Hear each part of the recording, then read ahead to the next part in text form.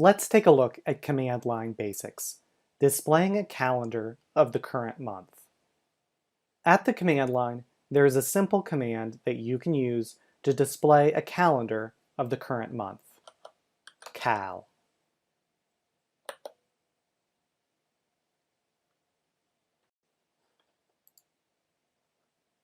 Let's take a look at command line basics, displaying the current date and time. At the command line, there is a simple command that you can use to display the current date and time, the date command.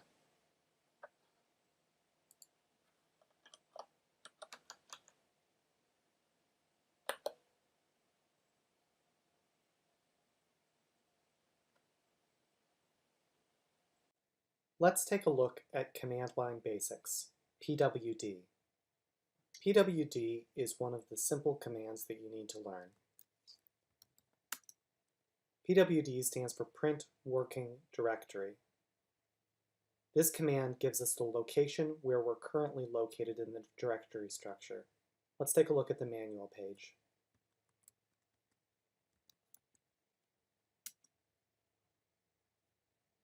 pwd prints the name of the current working directory. There are a couple of options which you usually won't need to use.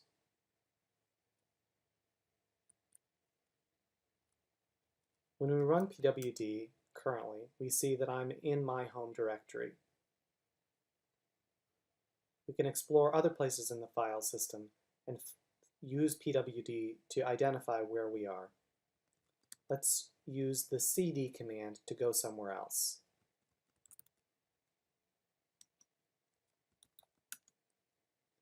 Let's try a few more.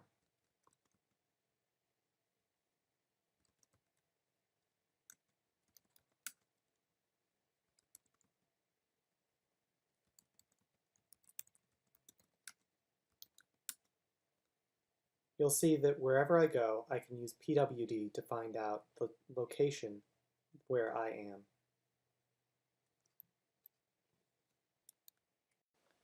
Let's take a look at command line basics, using exit to end a terminal session. When you are done at the command line, it is good practice to explicitly terminate your bash terminal session. This is done using the command exit.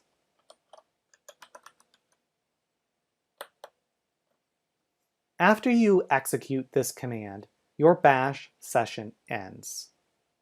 If you were connected to a remote server via SSH, as I was here, executing the exit command also terminates your SSH session.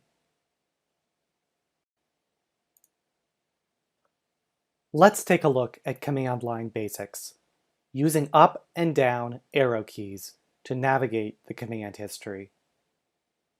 Let's begin by running a few simple commands. We'll start by running a command to see the current date and time.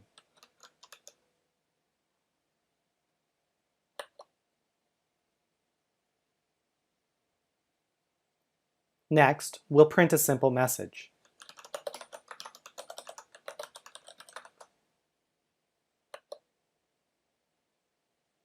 And next, let's display a calendar of the current month.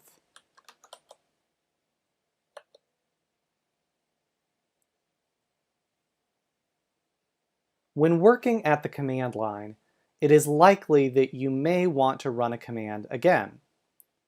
Bash provides a simple mechanism for navigating the commands that you have used recently, the up arrow and the down arrow. Pressing the up arrow will instruct Bash to recall the previous command from the list of recently used commands. Let's try pressing the up arrow. As you can see, the most recently used command now appears. Let's try pressing the up arrow again. The next most recently used command, which in this case was echo, now appears. Let's try pressing the up arrow again. The next most recently used command, which in this case was date, now appears. Just as we can use the up arrow to navigate backwards in time through the command history, we can also use the down arrow to navigate forwards in time through the command history. Let's try pressing the down arrow. Doing so takes us forward one command to the echo command. Let's try pressing the down arrow again. Doing so again takes us forward one command, this time to the cal command. And finally, let's press the down arrow one more time. Doing so takes us back to an empty command line. This corresponds with where we were before we first pressed the up arrow.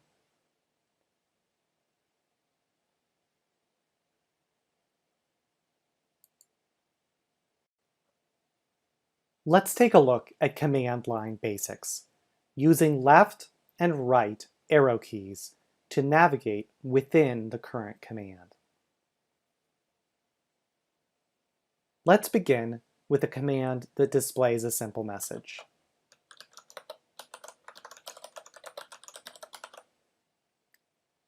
After entering this command, what can I do if I want to change what I just typed?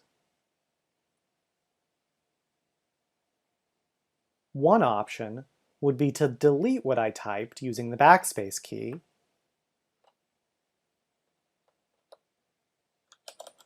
and then type something else.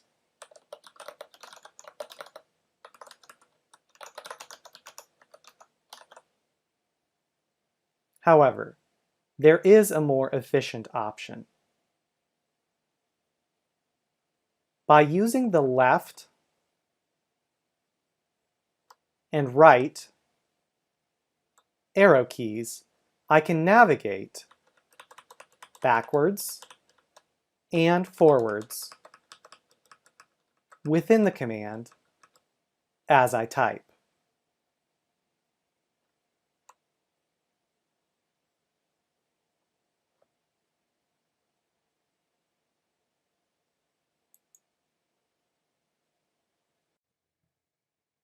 Let's take a look at command line basics.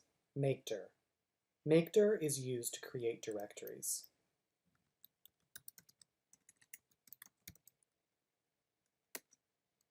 After using mkdir to create a directory, we can use the ls command to verify that that directory was successfully created. Let's try again. This time, let's ask mkdir to be verbose.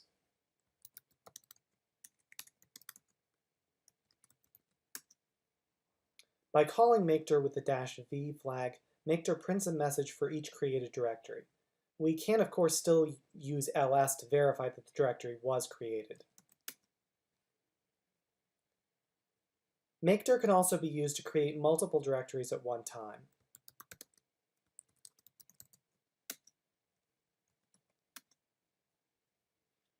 If you attempt to create a directory and a directory with that name already exists, mkdir will produce an error message. In the previous examples, we created directories directly within the current working directory. It is also possible to use mkdir to create directories elsewhere. This command creates a subdirectory called edu inside the src directory. This behavior can be extremely useful. However, be advised that if the parent directory does not exist, mkdir will produce an error message and will fail to create the subdirectory.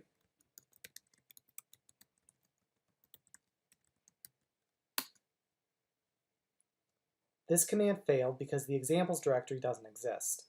There's a solution. Let's take a look at the manual for mkdir to find it.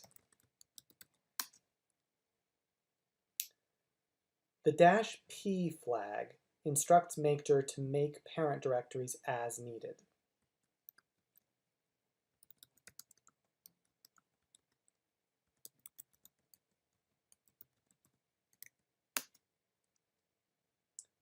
The -p flag can also be used so that mkdir doesn't complain if the directory already exists. Recall that we already created a directory called bin. As we saw earlier, if we try to create a directory that already exists, mkdir will normally fail. But by calling mkdir with the -p flag, mkdir will silently succeed.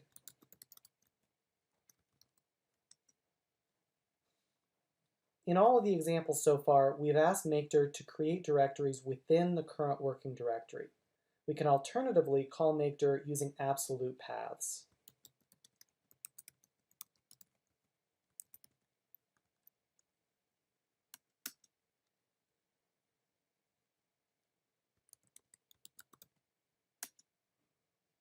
Mkdir is an essential Linux command that you will use frequently. You should practice using it to create directories in your current working directory and elsewhere. While you may never use the -z or -m flags, you should learn to use the -p flag.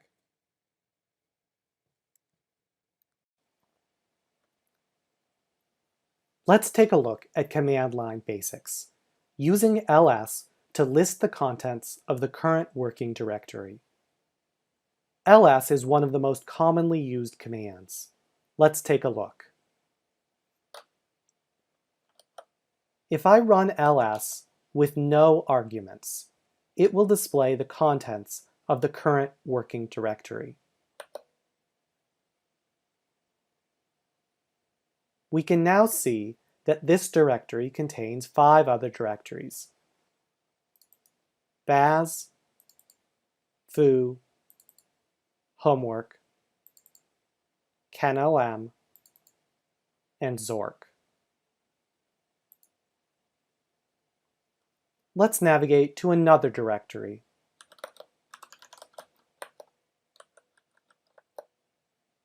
And use ls to view its contents.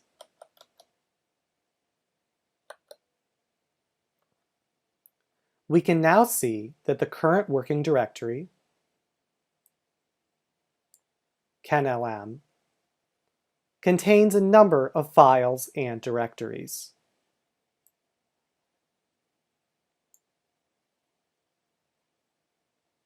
Now, let's use cd to change to a different directory.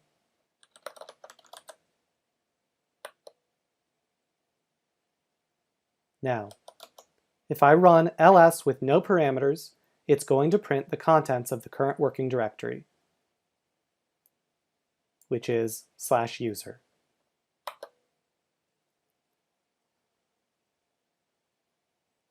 In conclusion, invoking ls with no parameters will display the contents of the current working directory.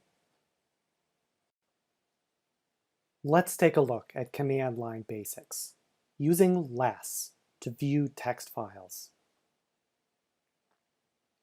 When working at the command line, it is likely that you will commonly want to view the contents of various files you were working with. There are a number of programs you can use to accomplish this goal. One of the most widely used programs for viewing text files is less.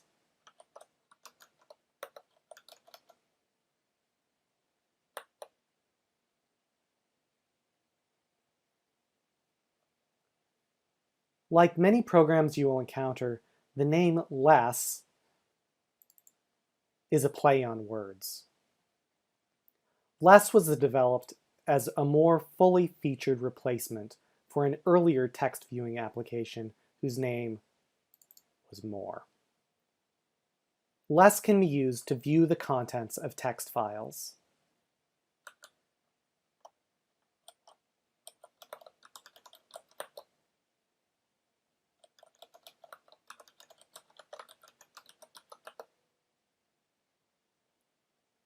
Notice that unlike on Windows, on Linux, file extensions such as .md, .txt, .zip, and .py are not meaningful. Even though readme.md has an extension, it is still a plain text file and can be opened by less.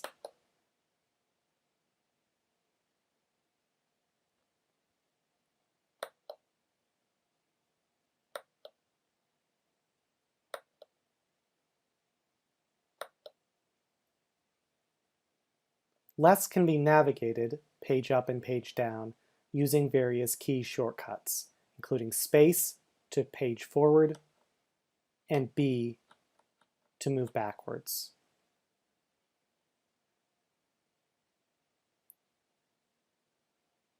To exit less, press Q.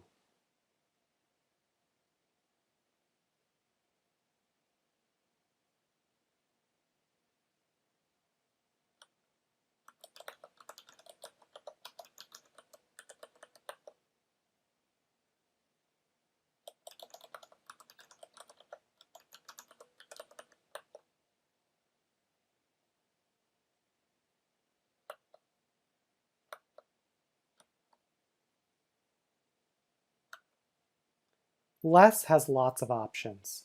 One helpful option is the display of line numbers.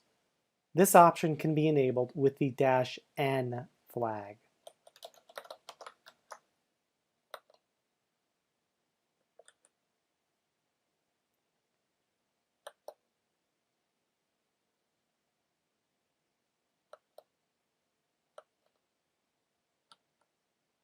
Notice that if necessary, less will wrap lines if the line is too wide to be viewed on the current display. Line 10 in this file begins here, but continues through here. This line is marked as line 10 throughout.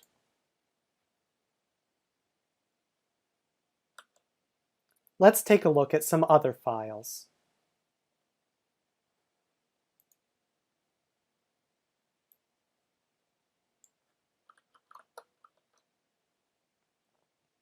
Here is George Washington's inaugural address.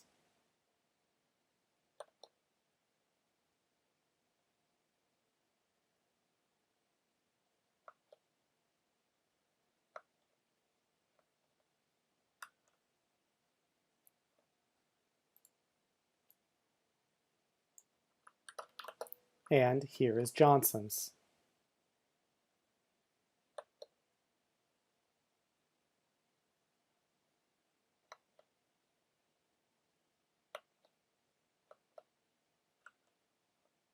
And here is Obama's.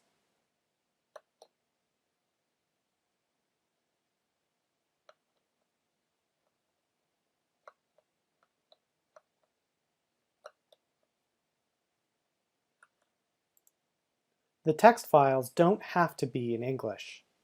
Less is capable of displaying text in other languages. For example, here's a Swadesh list for Russian.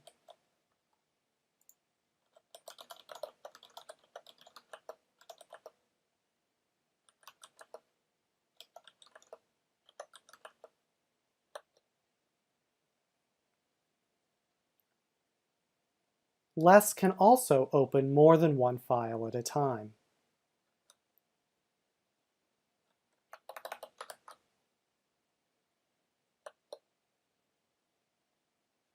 When using less to view multiple files, the command :n is used to navigate to the next file.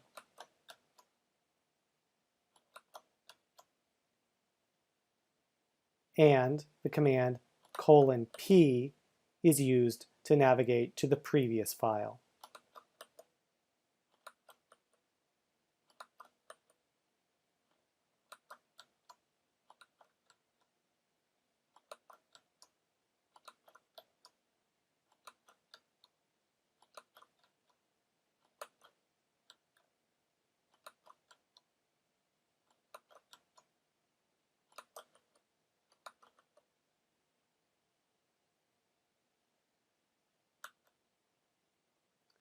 Less is one of the most commonly used programs you will encounter when using the command line. It is well worth your while to learn how to use it and to learn some of its more commonly used shortcuts.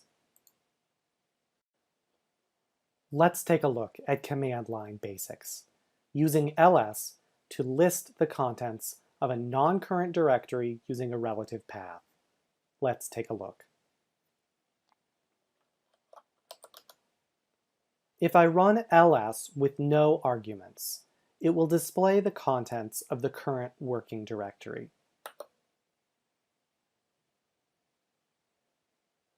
ls also accepts an argument. When I provide an argument to ls, it will list the contents of that directory rather than the current directory. So, here we see that there are a number of files and directories within the kenlm directory.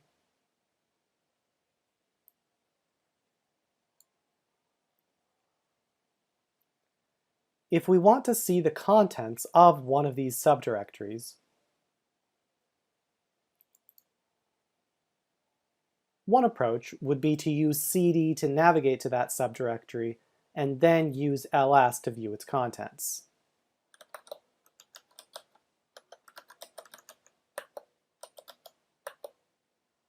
However, there is a faster way. Let's go back to the home directory and try the faster way. Rather than calling cd and then calling ls, we can directly call ls, providing the directory as an argument.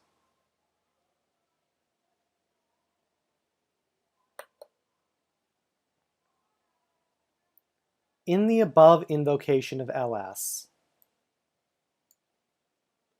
we provided a relative path, kenlm/include, as an argument to ls.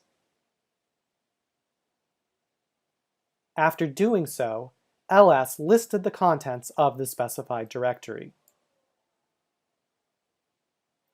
We can also call ls using other relative paths, including those that make use of dot and dot dot.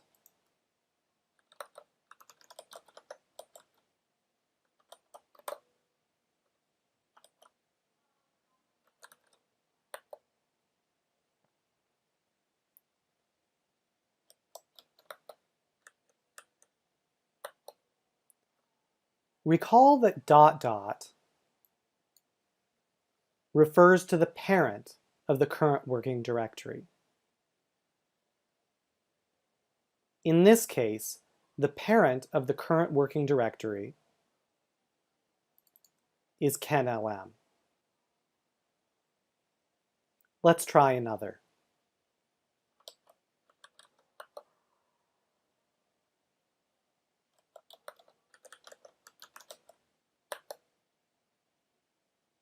In this case, dot dot refers to the parent of the current working directory, kenlm. And dot dot /util refers to the util directory that is within the kenlm directory.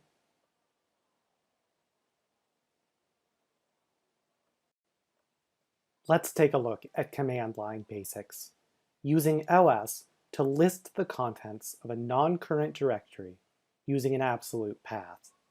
Let's take a look. If I run ls with no arguments, it will display the contents of the current working directory. ls also accepts an argument. When I provide an argument to ls,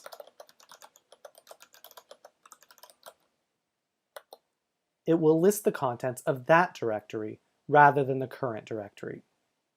So here we see that there are a number of files and directories within the kenlm directory.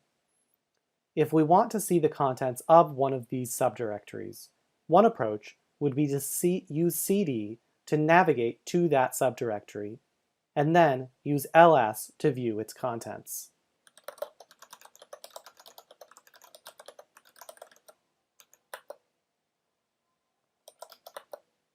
However, there is a faster way. Let's go back to the home directory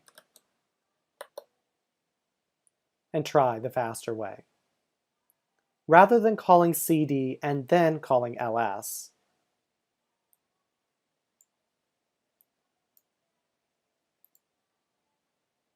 we can call ls directly, providing the directory as an argument.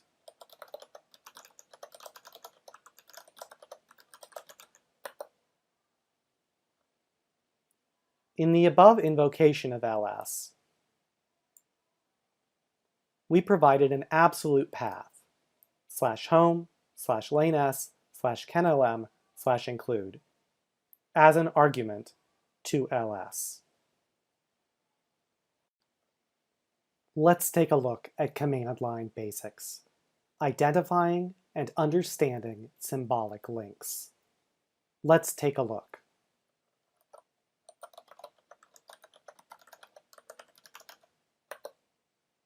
So far, everything looks normal.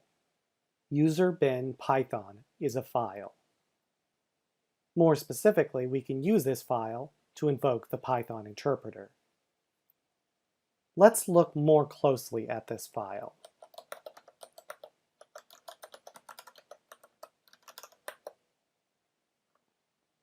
In the above invocation of ls, we used the -l flag to direct ls to use the long listing format.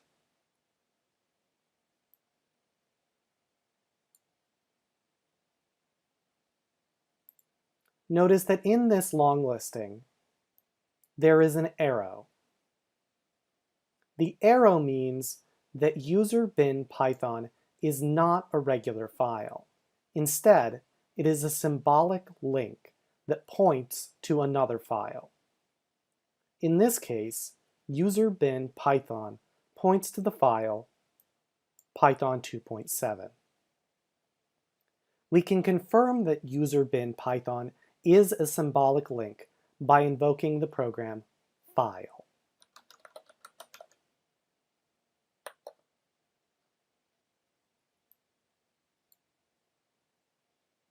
File can be used to determine the type of a file.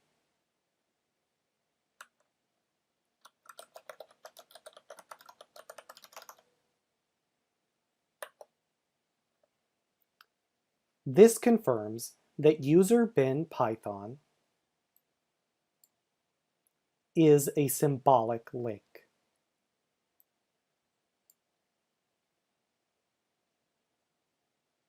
Let's take a look at user bin Python 2.7.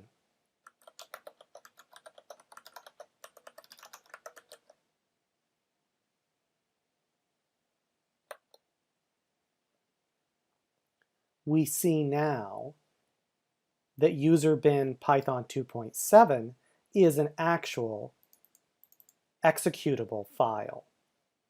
So, when we call Python, the system redirects our call so that Python 2.7 is called instead.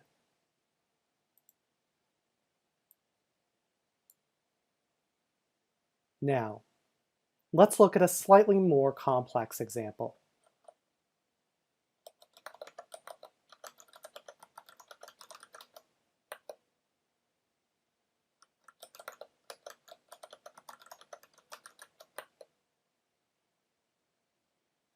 We see that user bin Emacs is a symbolic link to Etsy alternatives Emacs. Okay, that's a little strange. Normally executable files are located in user bin, not in Etsy. Let's take a look at Etsy alternatives Emacs.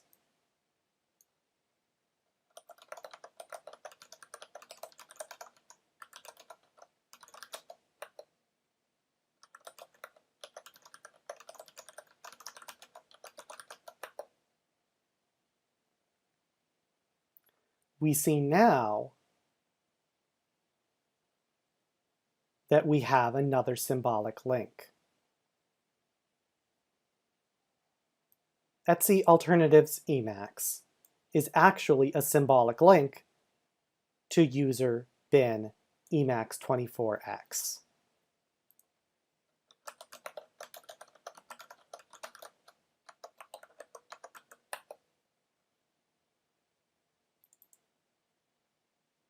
So, when we run user bin emax,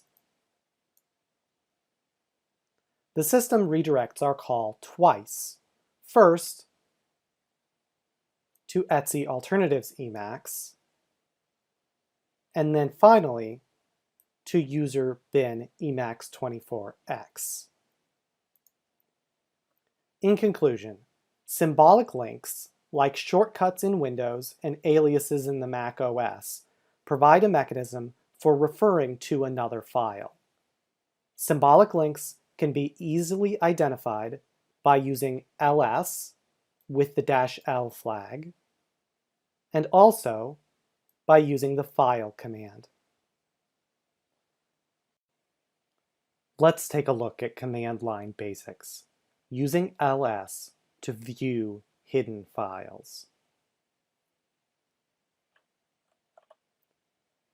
If I run ls with no arguments, it will display the contents of the current working directory.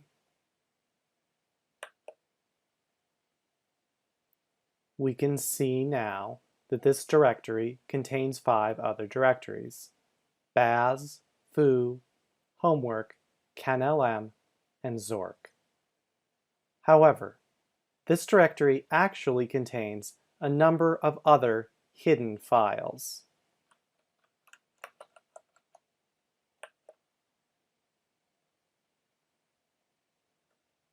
By default, ls ignores any file whose name begins with dot. We can force ls to display these otherwise hidden files by using the -a flag.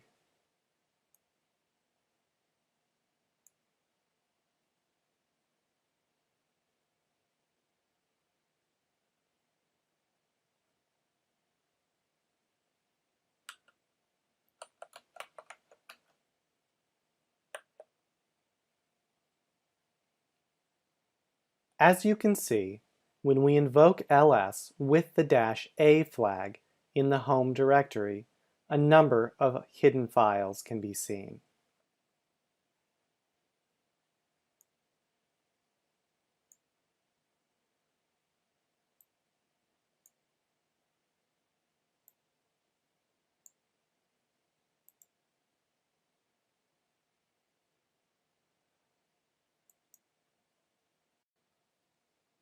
Let's take a look at command line basics, using ls with additional options. If I run ls with no arguments, it will display the contents of the current working directory. We can now see that this directory contains 5 other directories: baz, foo, homework, canlm, and zork. There are a number of additional options we can use to configure ls.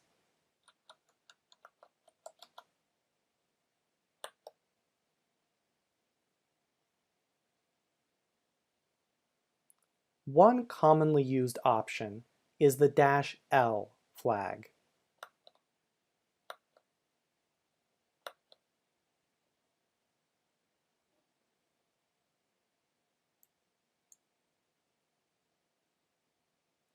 The -l flag causes ls to use a long listing format.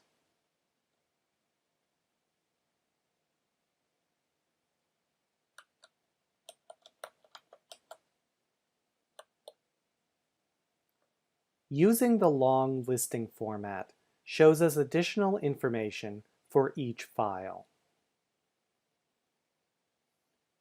This information includes the file type, file permissions, the owner, and group associated with the file, the file size, the modification date, and the file name.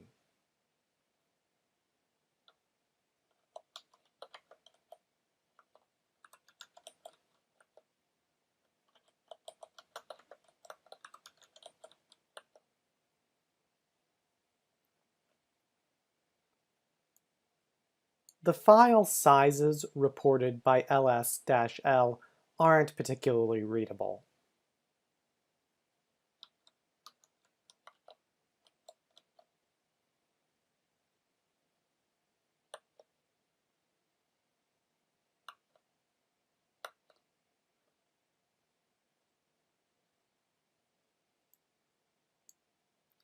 By using the -h flag, ls will report file sizes in a more human-readable format.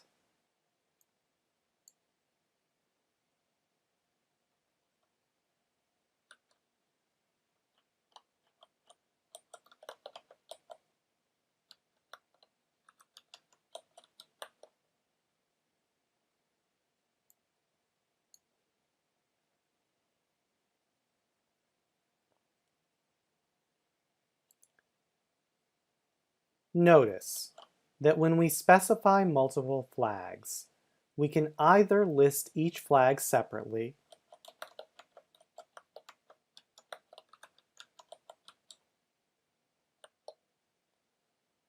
or list the flags together.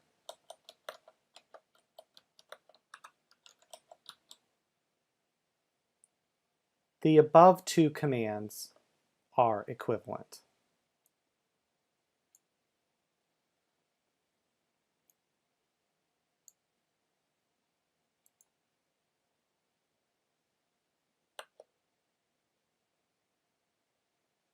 There are a number of other useful flags in ls, which can be found by reading through the ls man page.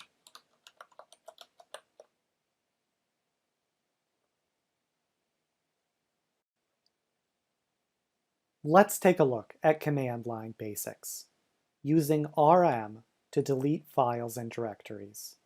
Let's take a look. The rm command can be used to delete files.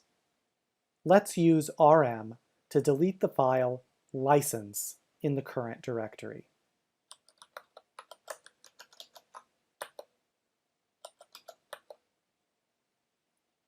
After using rm, the specified file has been deleted. Note that by default, rm does not prompt you for confirmation. It simply deletes the file.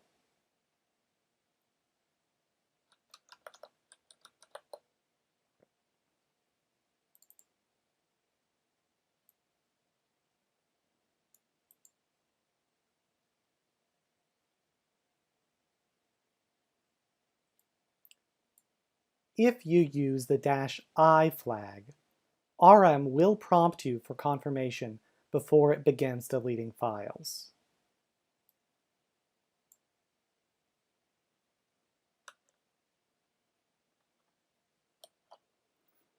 Let's use rm to delete a file in the foo directory.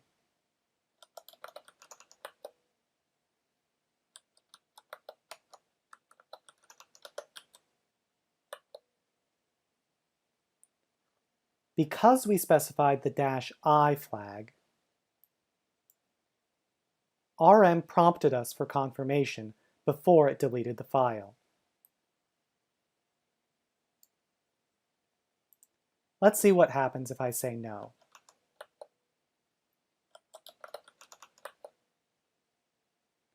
rm did not delete the file.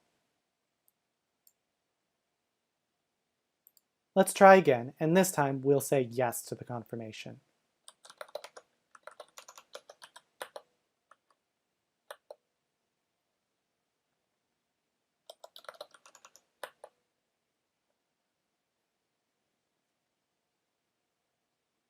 We can also use the -v flag to force RM to explain what is being done.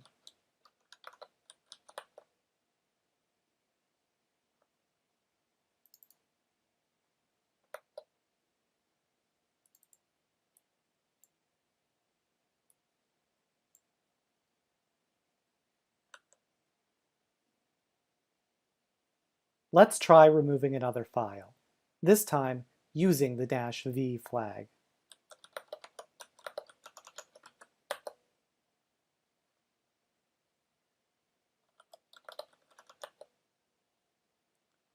By invoking RM with the -v flag, RM printed a message confirming that the file was deleted.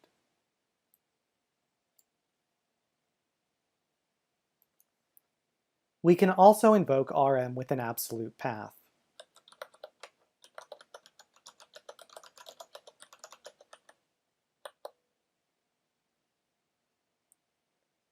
Now, let's try to use RM to delete the foo directory.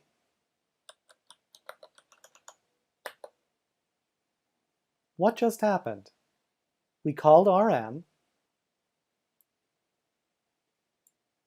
providing foo as the argument for what to delete.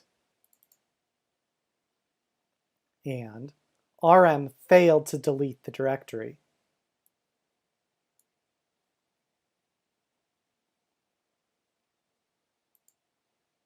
Let's look at the man page for RM to see if we can figure out what just happened.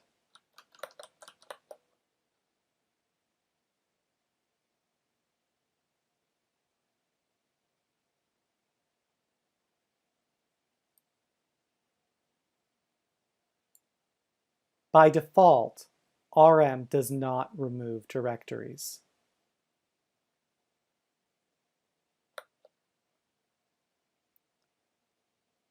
To force RM to remove a directory and any contents it might have, we can invoke RM with the -r flag.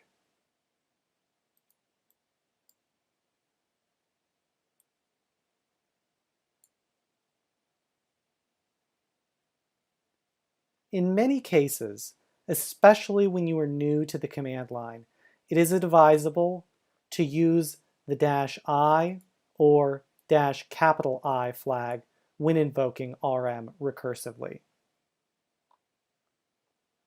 Here, we'll use the -I flag.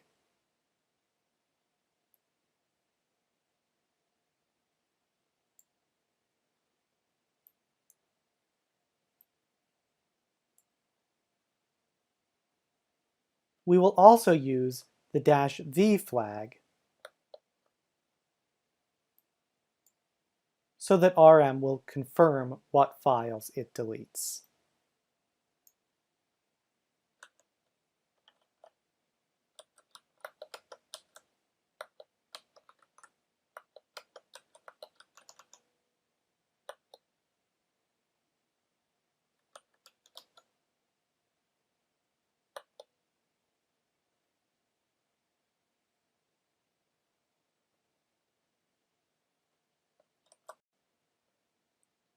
Let's take a look at command line basics, using cd to navigate to a directory using a relative path.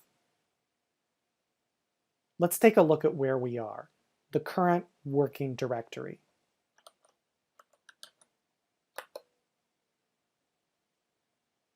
Now, let's use ls to view the contents of the current working directory. We can use the bash built-in command cd to change directories.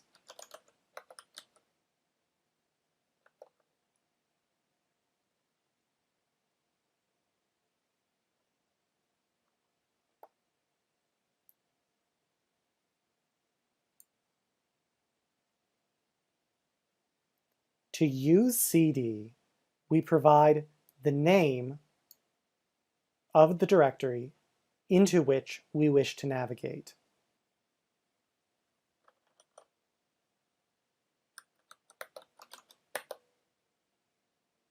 Let's use pwd to verify that we've changed directories. Notice that in the above invocation of cd, we only specified the name, baz. We did not type /home/lane_s/baz. This style of referring to a directory by only part of its name shows the use of cd using a relative path. The absolute path in this case would be /home/lane_s/baz. The relative path that we used was simply baz. Because we were located in the directory /home/lane_s at the time we invoked cd, the part of the path corresponding to the current directory can be omitted through the use of a relative path. There are two special relative path components, dot and dot dot.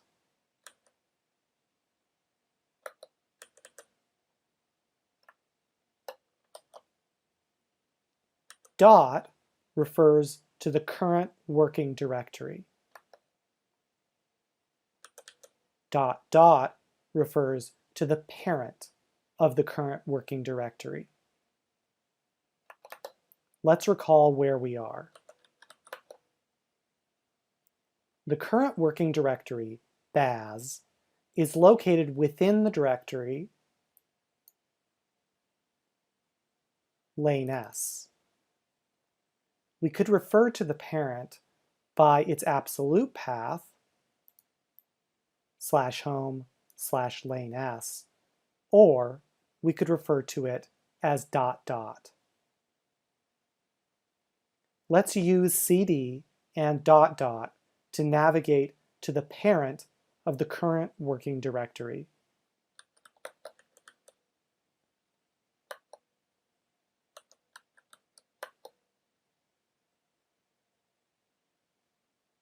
Let's practice some more.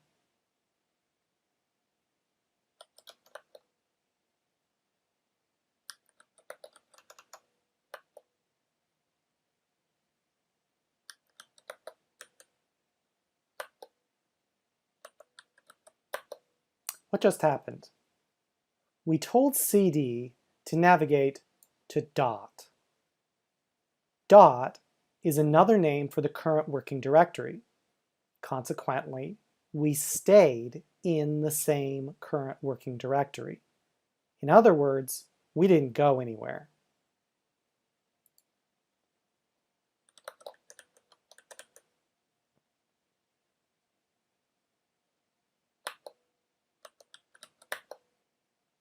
What just happened?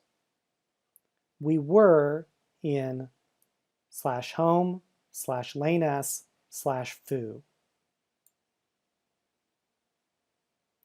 We used dot dot twice.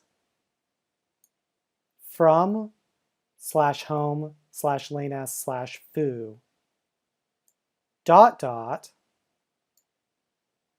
would refer to the parent directory, /home/lane_s.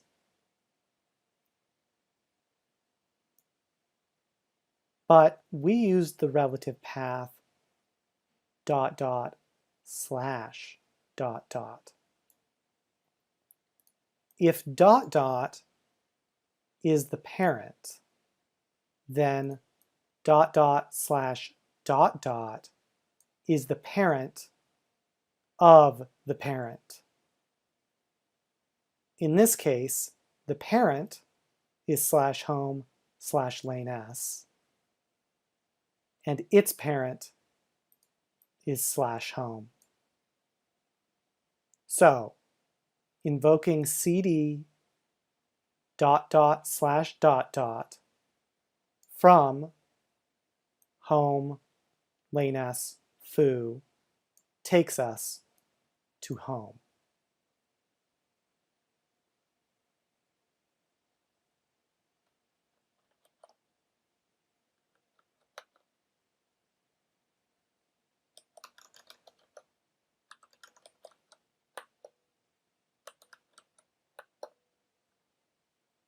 Notice what we just did. We used a relative path, lane S / kenlm, to navigate from /home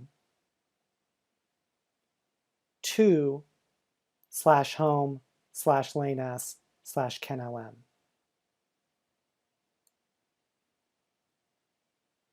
We could have called cd twice, but this way was faster. Let's go back and see the slower way.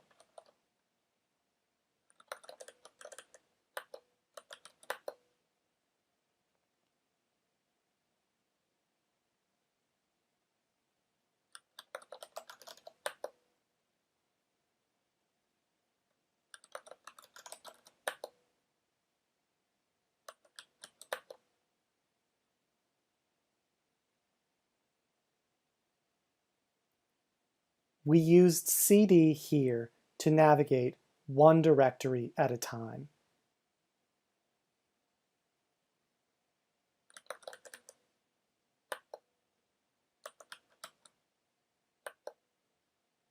Just as we can use ls to look into subdirectories, we can also use cd to navigate directly into subdirectories.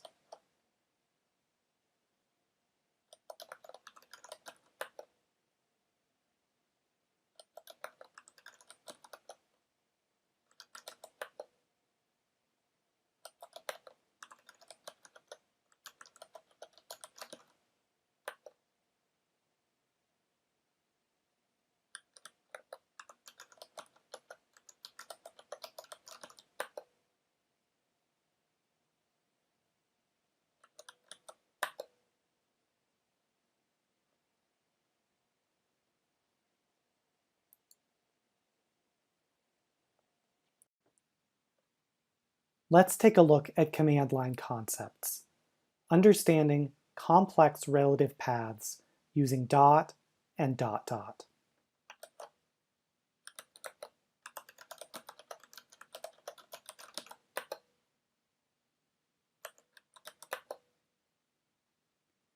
Now, let's take a look at one example of a relative path that uses both dot and dot dot multiple times.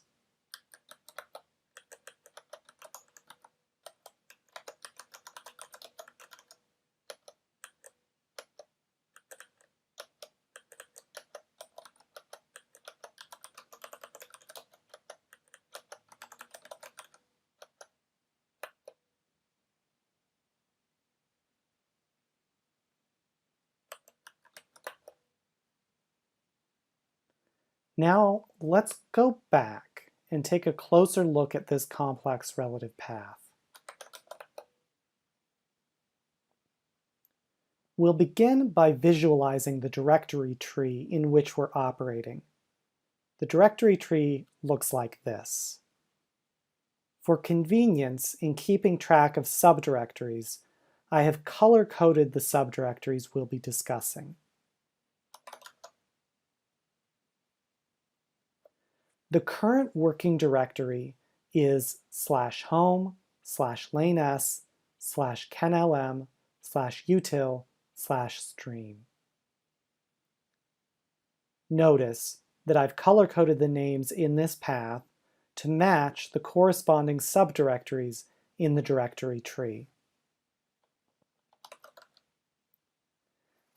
Now let's look at our complex relative path. Again, notice that I've color-coded the names in this relative path to match the corresponding subdirectories in the directory tree.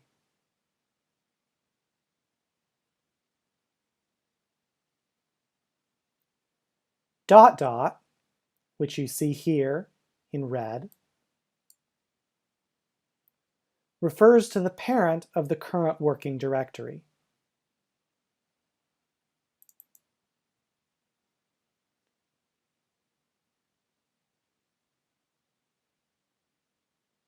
In our case, the parent is the util directory, which is also drawn in red here in the tree. Double conversion is a subdirectory of util. Thus, given that stream is the current working directory, / double conversion refers to the subdirectory colored in gold in the tree. /home, /lanes, /kenlm, /util, /double conversion.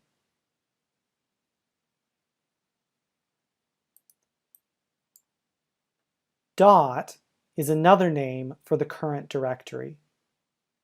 This means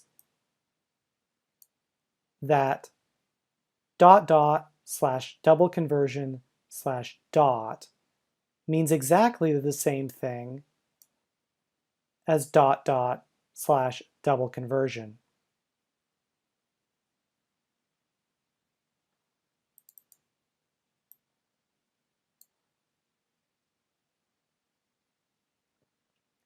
The parent of double conversion is util.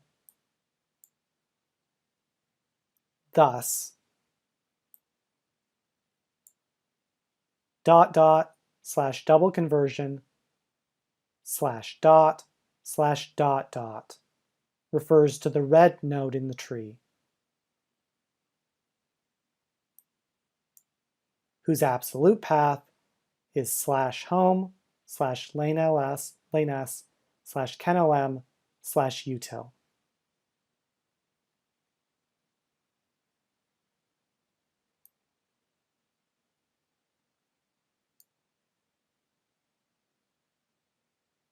The parent of util is kenlm.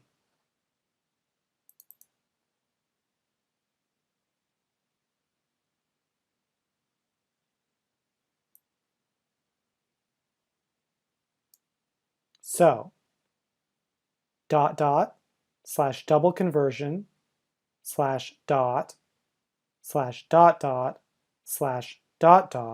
/ refers to /home /lanes /kenlm, which we see colored orange in the tree. lm, which you see in blue, is a subdirectory of kenlm. So,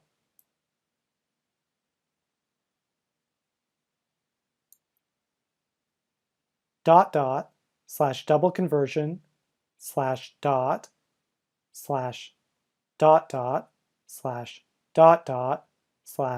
lm refers to /home /lanes /kenlm /lm.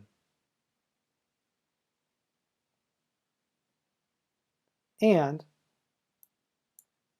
because dot, which we see here in blue, refers to the current directory, / double conversion /dot / lm /dot refers also to lm.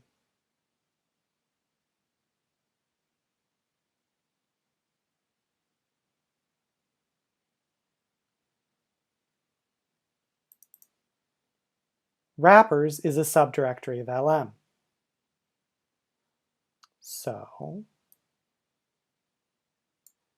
/ double conversion /dot / lm /dot /wrappers refers to /home /lanes /kenlm /lm /wrappers.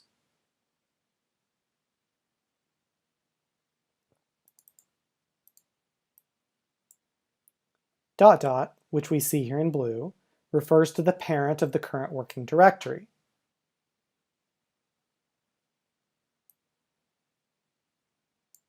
So this path refers to LM.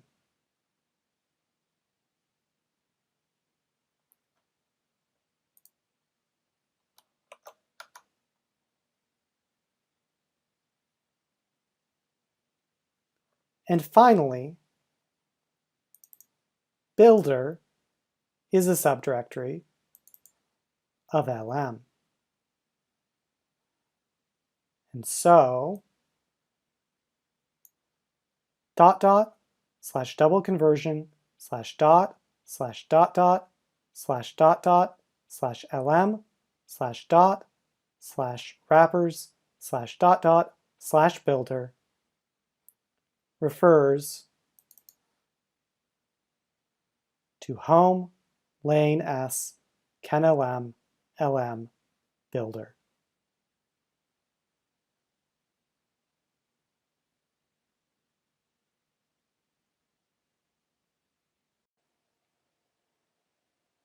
Let's take a look at command line concepts. Understanding complex relative paths using dot and dot dot.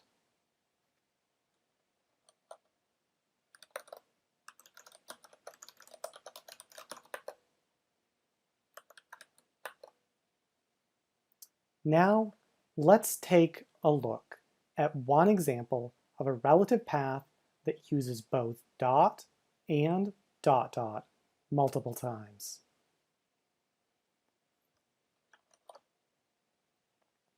Note that the following example is intentionally complex, deliberately made convoluted to illustrate how dot and dot dot can be used within other paths. It may be a while before you encounter an example that's this complex in real life, but it is good to understand what's going on.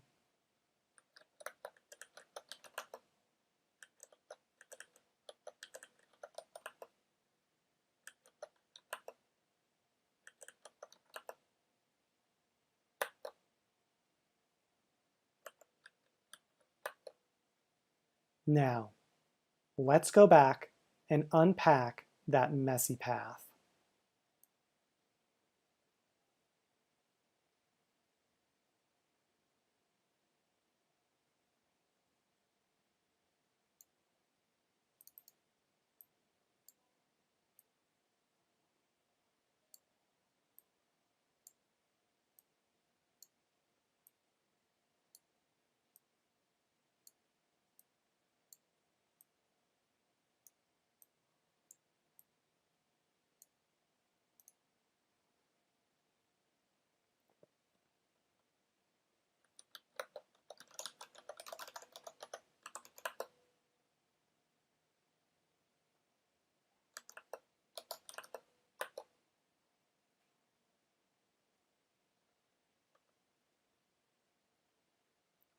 Dot dot refers to the parent of the current working directory. In our case, the parent is the util directory.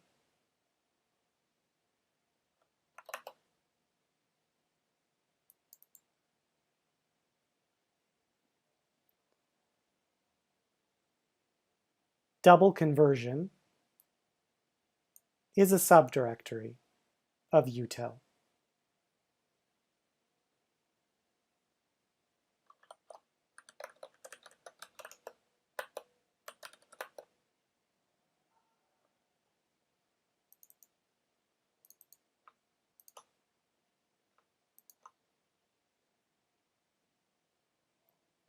Its absolute path is slash home, slash lane S, slash kenlm, slash util, slash double conversion.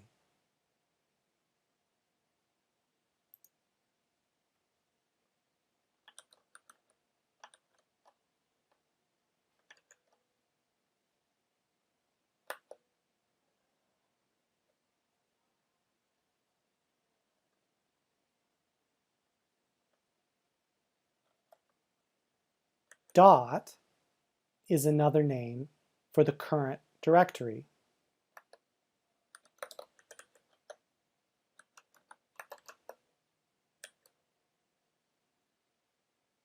that means dot dot slash double conversion slash dot means exactly the same thing as dot dot slash double conversion.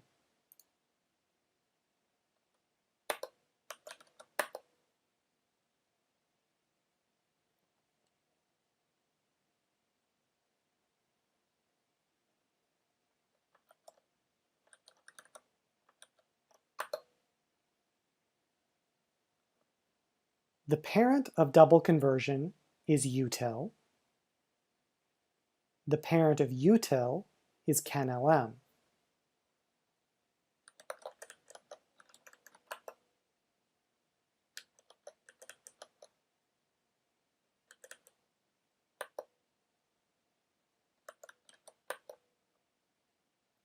So, dot dot slash double conversion slash dot slash dot dot slash dot dot refers to home lanes canlm.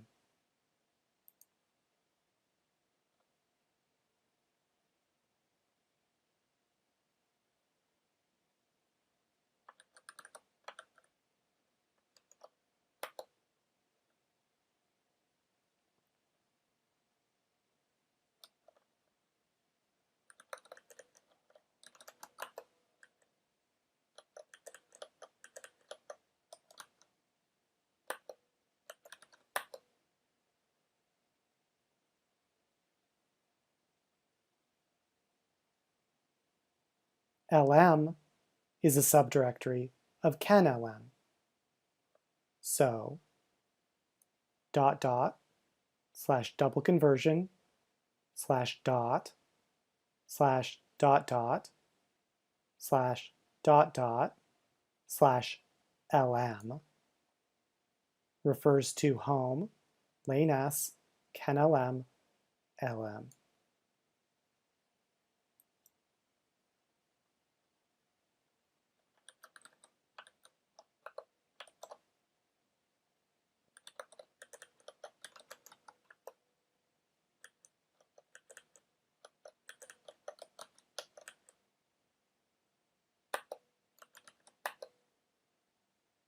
And because dot refers to the current directory, dot dot slash double conversion slash dot dot dot slash dot dot slash lm slash dot is the same as dot dot slash double conversion slash dot dot slash dot dot slash lm. Also referring to home lanes canlm lm.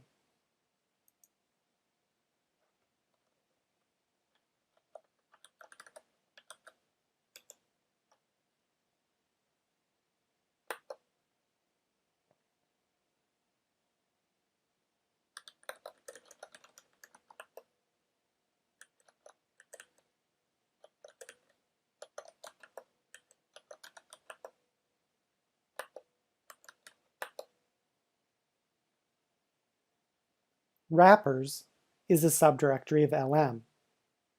So, dot dot slash double conversion slash dot dot slash dot dot slash lm slash dot slash wrappers refers to home lanes canlm lm wrappers.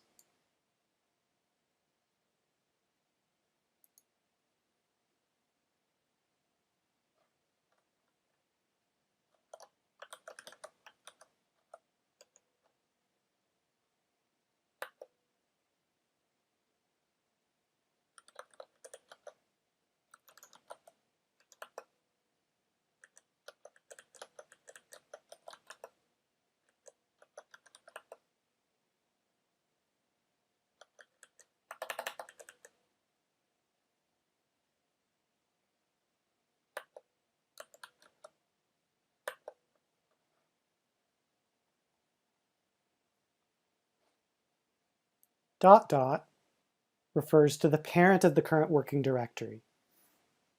So dot dot slash double conversion slash dot dot slash dot dot slash lm slash dot slash wrappers slash dot dot refers to home, lane s, kenlm, lm.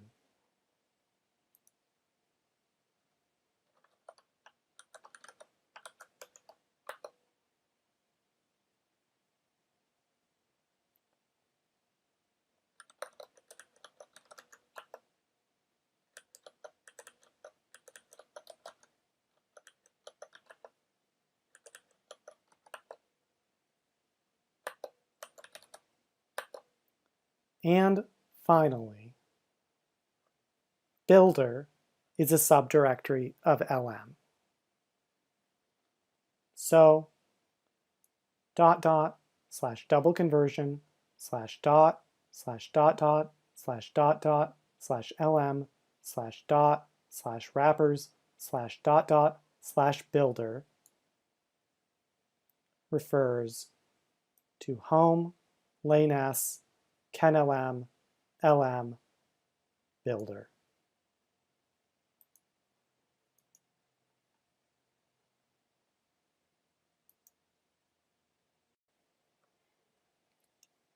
Let's take a look at command line basics. Using cd to navigate to a directory using an absolute path. Let's take a look at where we are, the current working directory. Now, let's use ls to view the contents of the current working directory. We can use the bash built-in command cd to change directories.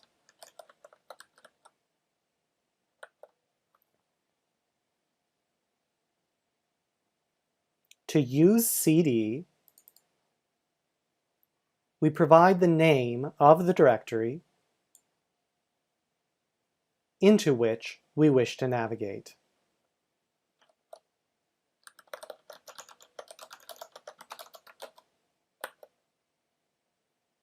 Let's use pwd to verify that we have changed directories. Notice that in the above invocation of cd, we specified the full path /home /lanes /baz. This style of referring to a directory by its full name shows the use of cd using an absolute path. Let's navigate somewhere else.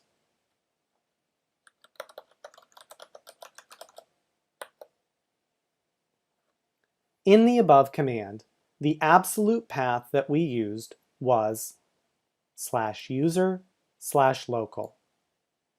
Notice that an absolute path always begins with a slash.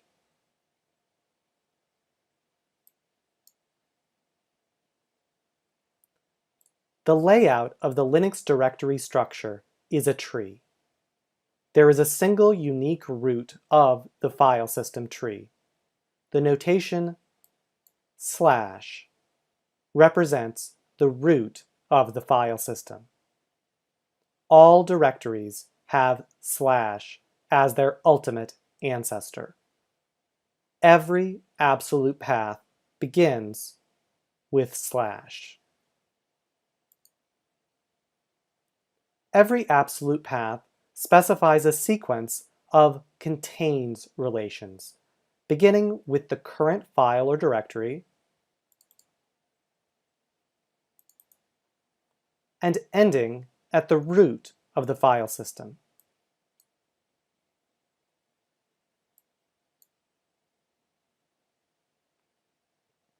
Let's look at another absolute path.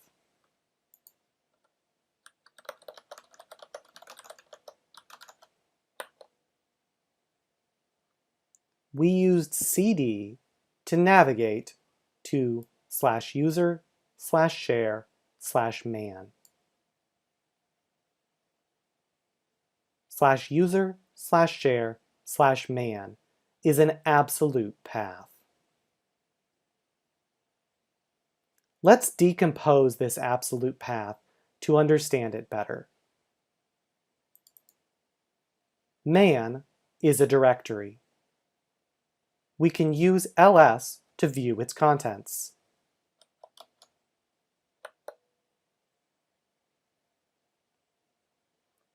The parent directory of man is share.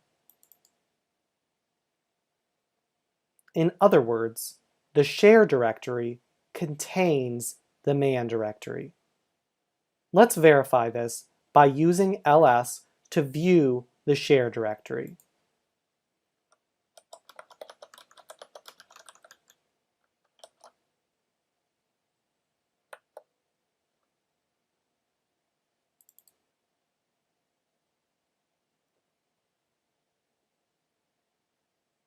The share directory contains the man directory.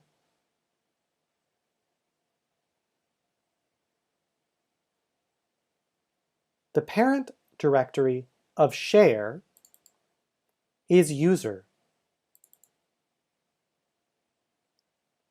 In other words, the user directory contains the share directory. Let's verify this by using ls to view the user directory.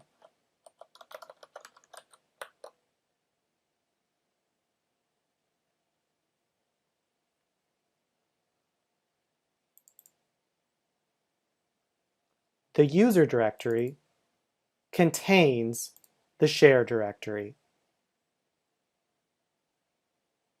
And finally, the parent of user is root. In other words, the root directory contains the user directory. Let's verify this by using ls to view the contents of the root directory.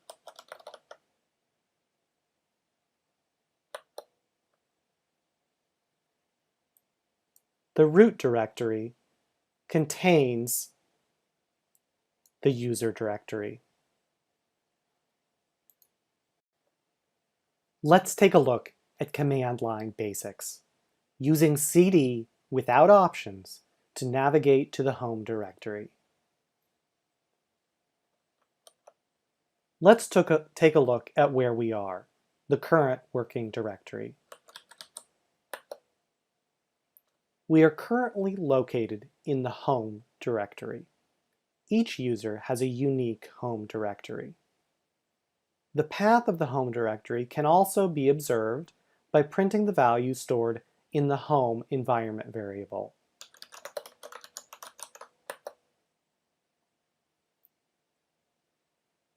Now, let's navigate to a different directory. Let's use pwd to verify that we have changed directories. Now, let's call cd again. This time, we're going to call cd without providing a directory path.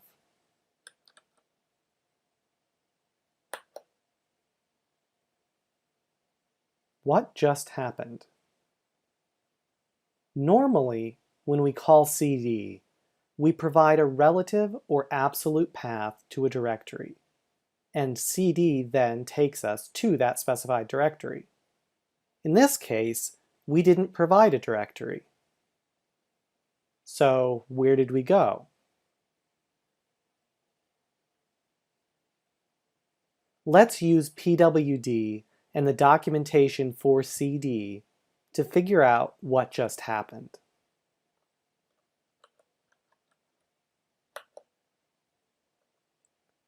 By running pwd, we can see that cd took us to the home directory. Each user's home directory is different. My home directory is /home/lanes. We invoked cd without any options. Doing so took us to the home directory. Let's take a look at the documentation for cd to find out why. Recall that cd is a bash built-in command. Documentation for bash built-in commands can be accessed using the help command.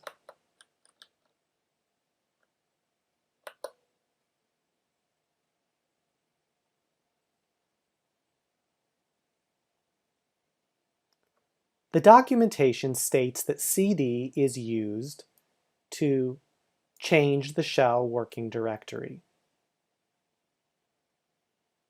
Specifically, cd is used to change the current directory to dir. Normally, dir is provided by the user. However, the square brackets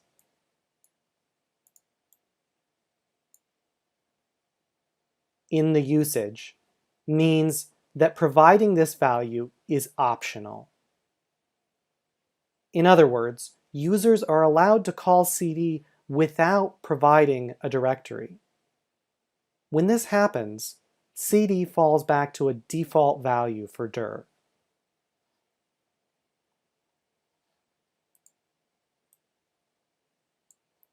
The default dir is the value of the home shell variable.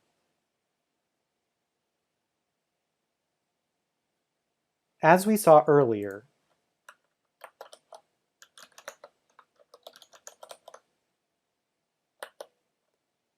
the home shell variable stores the value of the user's home directory.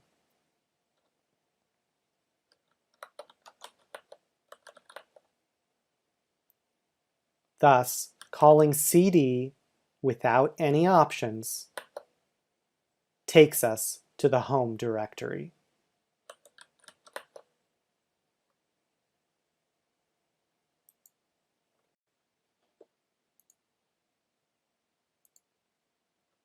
Let's take a look at command line basics, using mv to move files.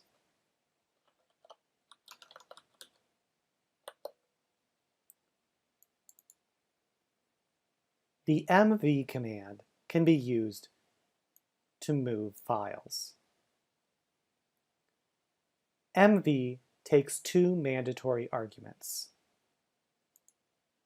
When moving a single file, the first argument is the path to the file you want to move. The second argument is the path where you want the file moved to.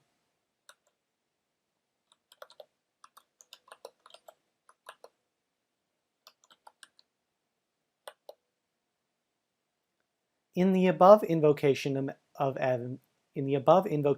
mv, I moved the license file from the kenlm directory. The result is a file in my current working directory called abc.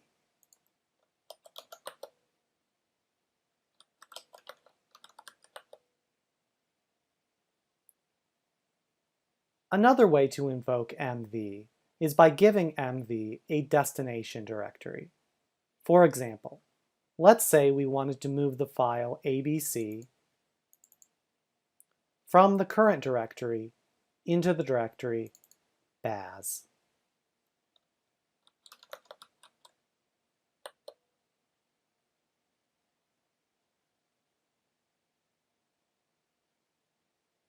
To do so, we call mv using abc as the source file and baz as the destination directory.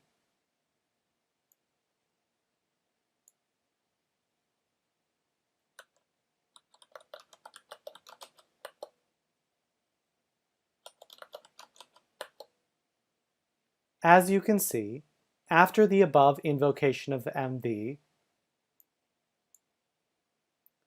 the baz directory now contains abc.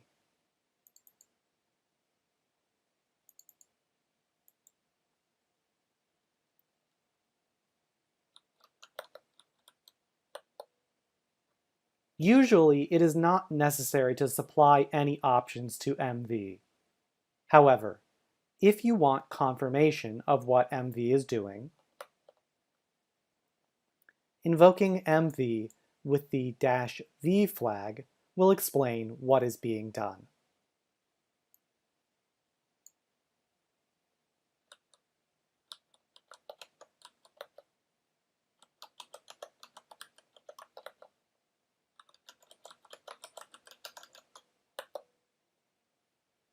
By calling MV with the -v flag, MV confirms that it moved the file baz/abc to kennelm/license.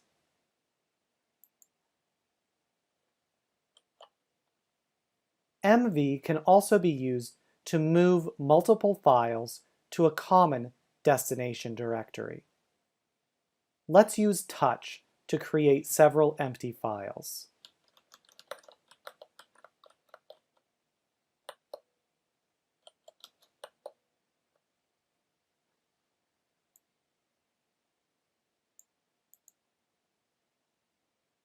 Now, let's use MV to move all 4 of these files into the foo directory.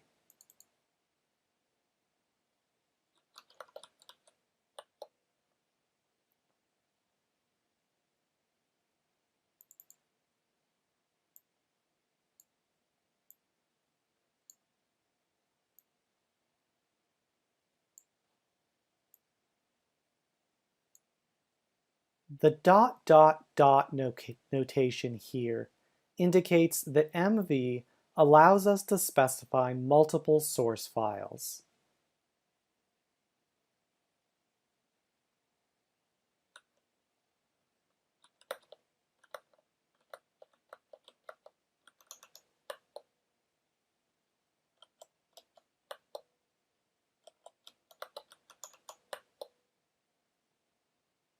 As you can see, all 4 files have been moved to the foo directory.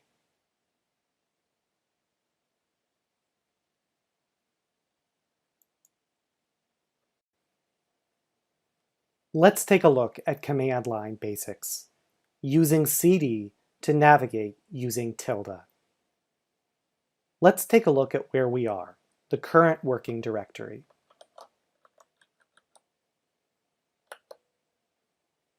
We are currently located in the home directory. Each user has a unique home directory. The path of the home directory can also be observed by printing the value stored in the home environment variable.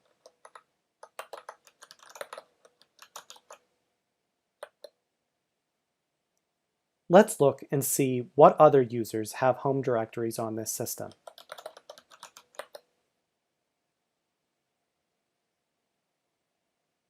Navigating to or referring to a user's home directory is so common, there is a special shorthand syntax for doing so: tilde.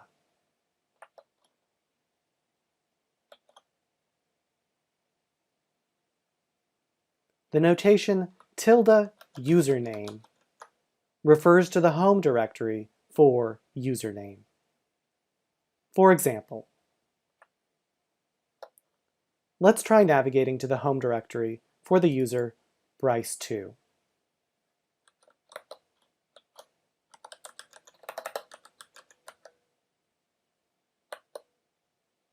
We can use pwd to verify that we have successfully navigated to the home directory for the user Bryce2. Let's try again with another user.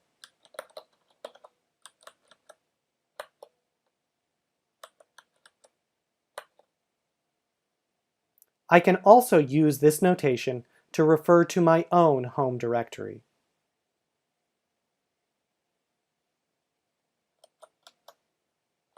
My username on this system is lanes, so I can refer to my own home directory using tilde lanes.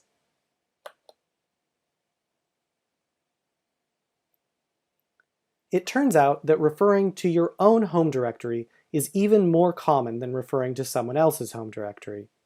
Consequently, there's an even shorter shorthand notation for referring to your own home directory. Tilde.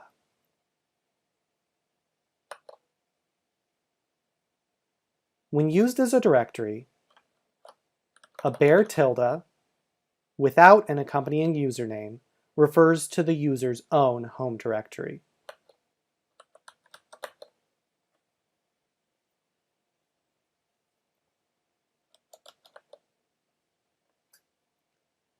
You can also use this notation to refer to files and directories within your home directory.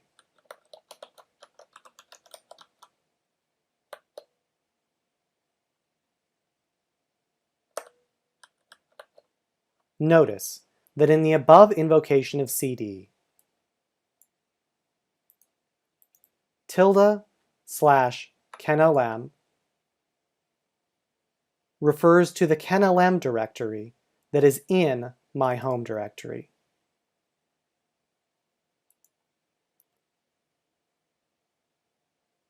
In conclusion, the notation tilde username can be used to refer to the home directory associated with the specified username. For example,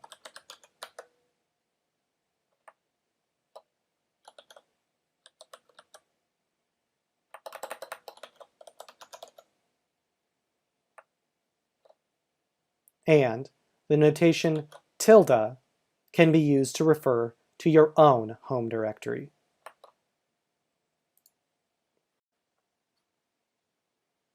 Let's take a look at command line basics, using ln to create symbolic links.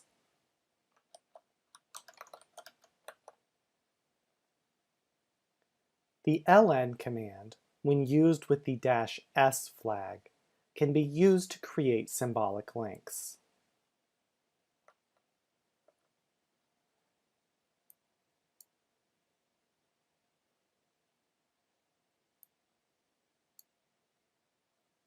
Symbolic links, like shortcuts in Windows and aliases in the Mac OS, provide a mechanism for referring to another file.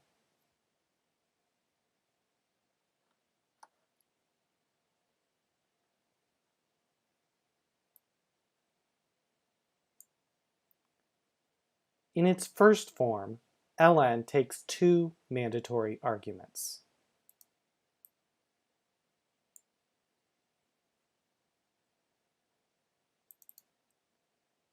The first argument is the path to a file that already exists. The second argument is the path where you want the new symbolic link created.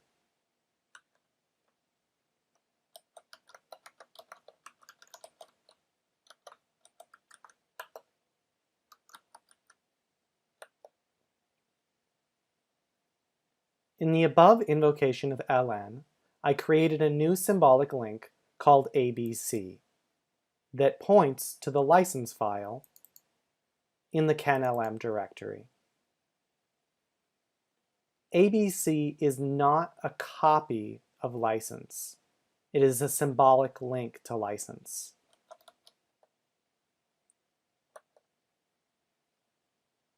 We can verify this by using the file command to ascertain the type of abc.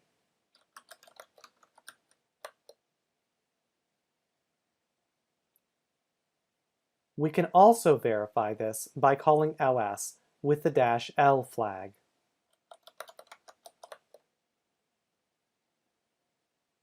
The long file format shows that abc is a link, and that it points to kenlm/license.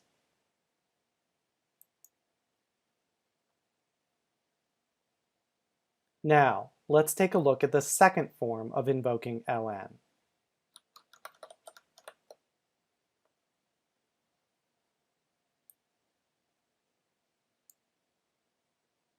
In the second form, we only provide the path to the file that already exists.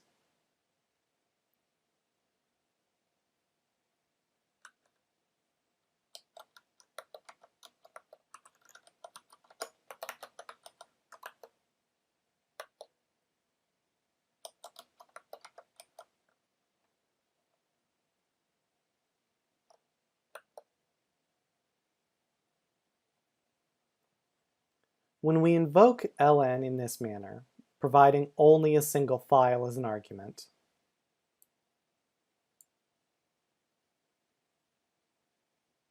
ln creates a symbolic link to that file with the same name in the current working directory.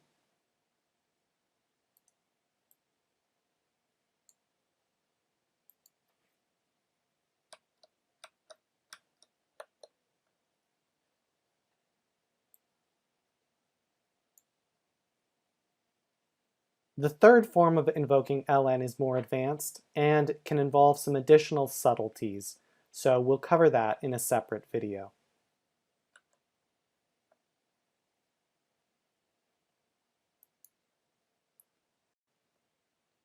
Let's take a look at command line concepts, using ln to create symbolic links in another directory.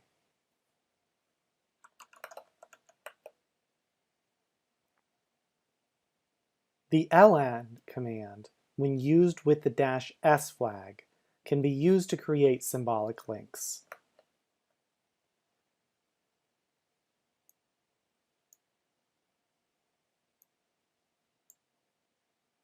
Symbolic links, like shortcuts in Windows and aliases in the Mac OS, provide a mechanism for referring to another file. We're going to look at the third form of invoking ln.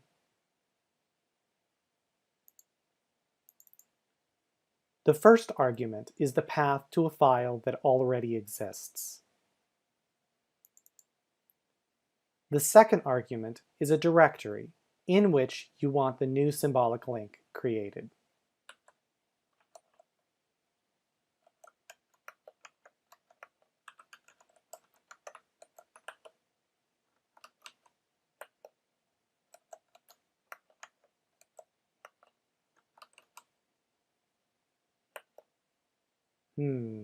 Something's not right here.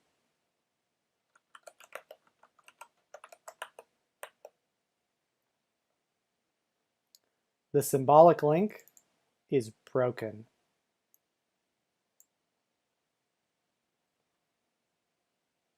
Let's remove the broken link and try again.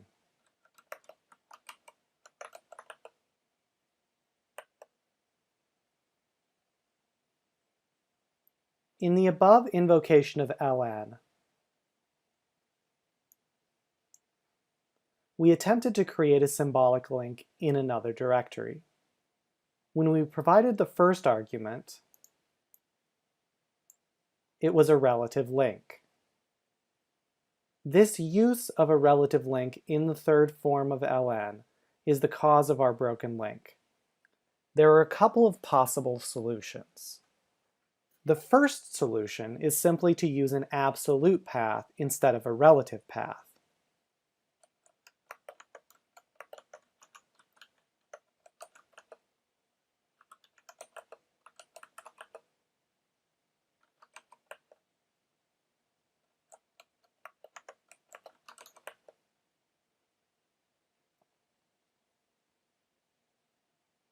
Now, let's remove the symbolic link and figure out how to make a symbolic link in another directory using a relative path.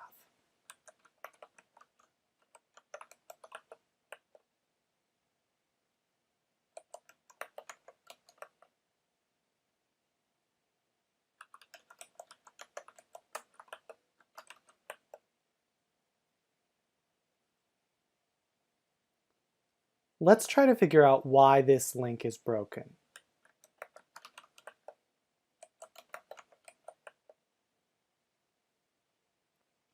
Within the baz directory, license is a symbolic link pointing to kenlm/license.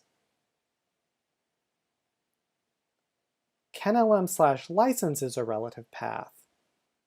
Within the baz directory, what does the relative path kenlm/license mean?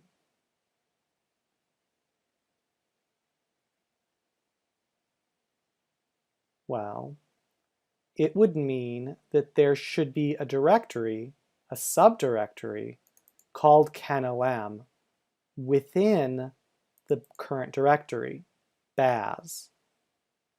And within that subdirectory, there should be a file called license. There's the problem. Is there a kenlm directory inside baz? No, there's not. We just ran ls from within baz, and there is no kenlm subdirectory. The broken link is looking for something that doesn't exist. That's why it's broken. We can confirm this by using readlink to determine the absolute path that the symbolic link is attempting to point to.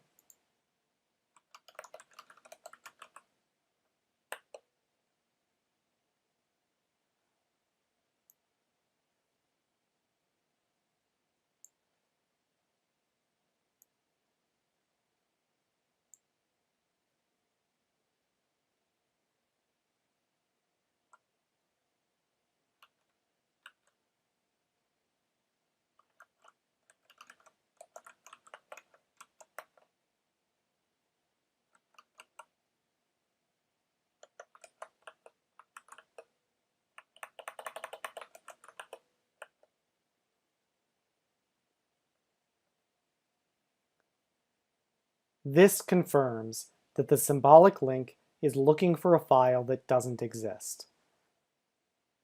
/home/lanes/baz/kenlm/license. So what would happen if the missing file were to be created? Let's find out. To do so, let's create a directory called kenlm within the baz directory.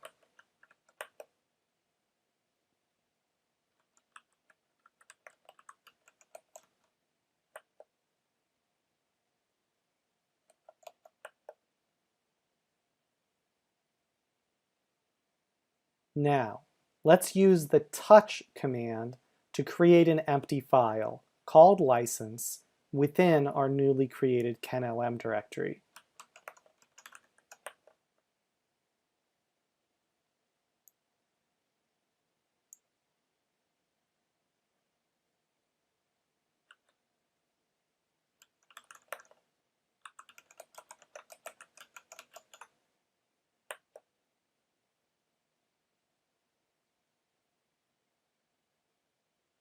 Finally, let's see if our symbolic link is still broken.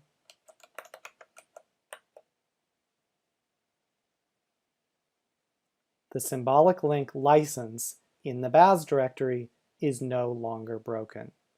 Why? Because the file it was looking for now exists.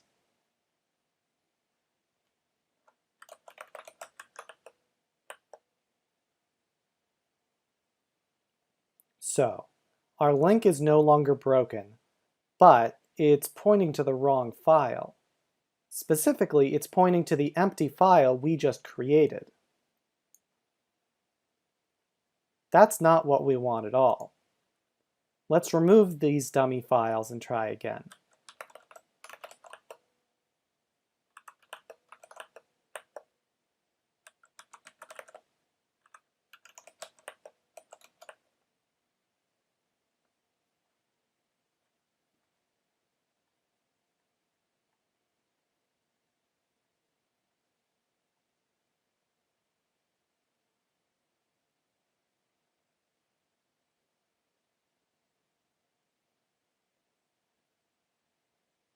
In order to use the third form of ln to correctly create a link, it's helpful to realize two things.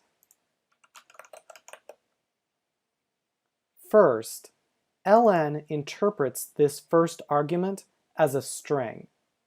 And second, if that string represents a relative path, the file system will interpret that relative path relative to the directory in which the symbolic link is to be created. Recall from above that our broken symbolic link was looking for a kenlm directory within the baz directory. So let's think about things relative to the baz directory. From within the baz directory, what relative path can we use to refer to /home /lanes/kenlm/license? Well, kenlm and baz are both in the home directory.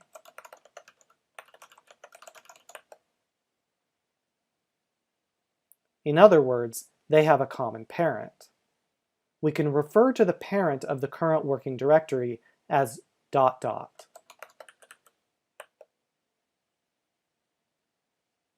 So from the baz directory, ... /kenlm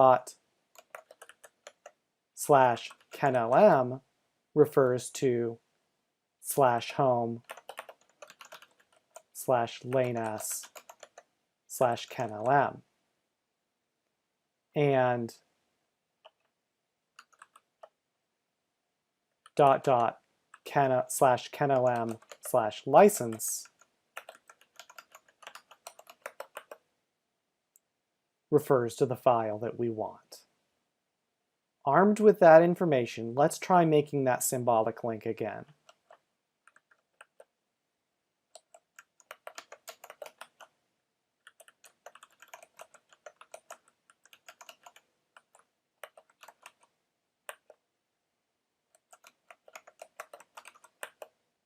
It worked.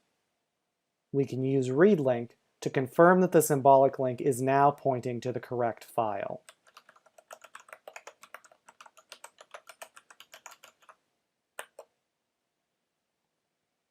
We have succeeded in creating a symbolic link in another directory using a relative path. To do so, we had to think about the relative path from the perspective of the directory in which the link is being created. It turns out that we can ask ln to do this change of perspective for us.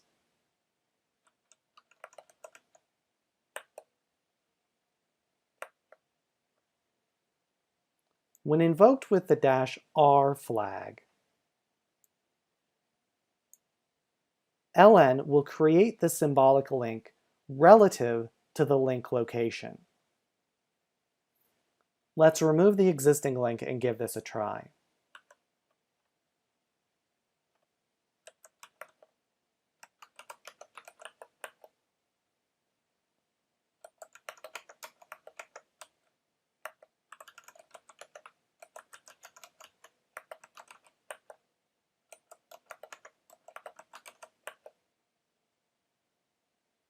By running ls-l, we can observe that when the -r flag was passed to ln, ln correctly translated the relative path we provided, kenlm/license, into a relative path that is correct in the context of the baz directory, ... /kenlm/license.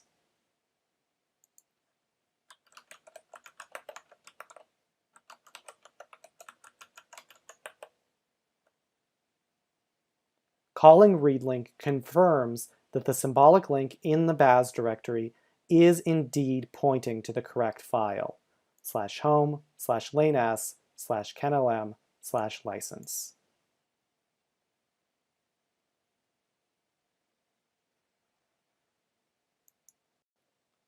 Let's take a look at command line concepts, using file to determine a file's type.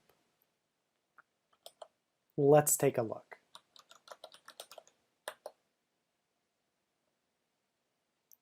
The file command accepts a file name as an argument. the command attempts to determine the type of the specified file.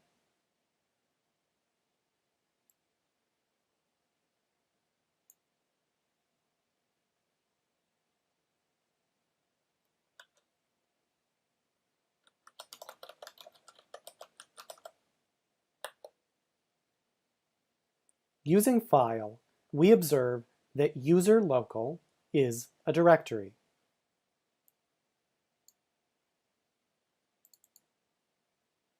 Great. That's exactly what we would expect.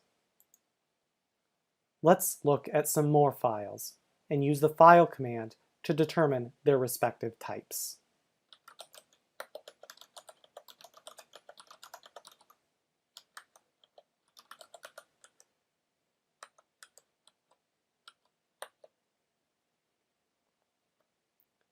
The above invocation of file tells us that mailq.1.gz is comprised of data that was compressed using gzip.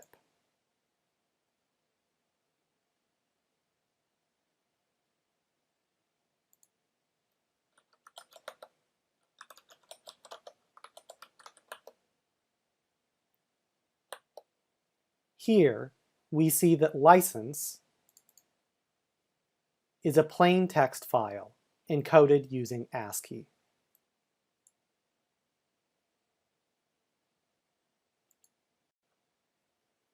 Let's take a look at command line basics using CP to copy a single file.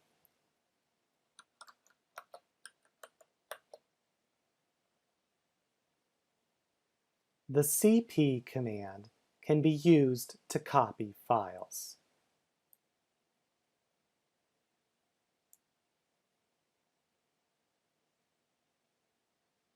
CP takes two mandatory arguments.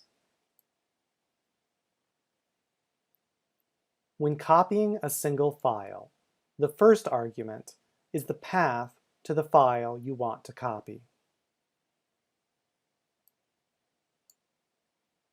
The second argument is the path where you want the file copied to.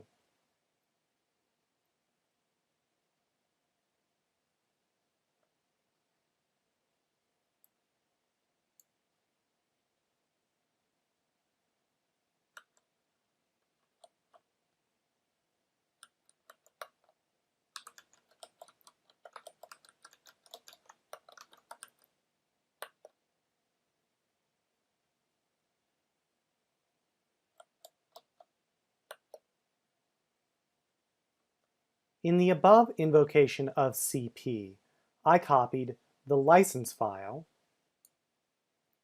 from the kenlm directory. The resulting copy is a file in my current working directory called ABC. ABC is a copy of license. We can use the diff command to verify that the two files are identical.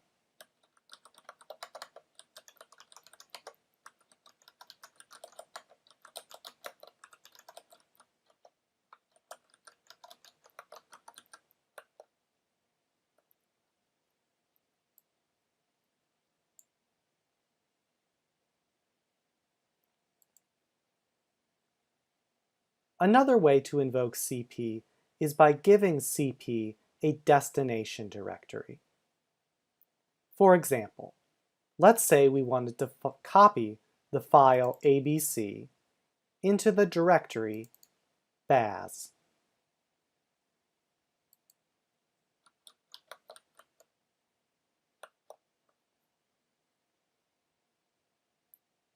To do so, we can call CP using ABC as the source file and baz as the destination directory.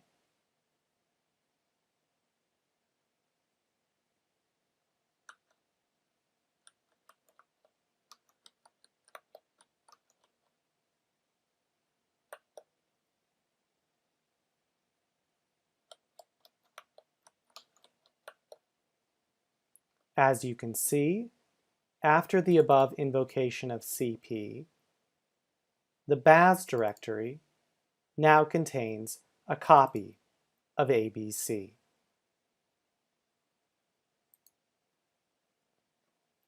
Command line basics, using cp to copy a single directory.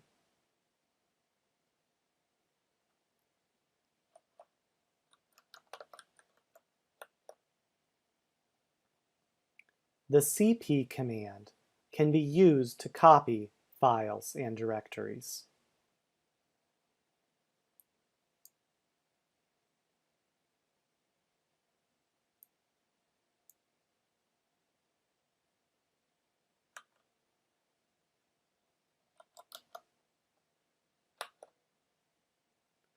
Let's say we want to make a copy of the knlm directory.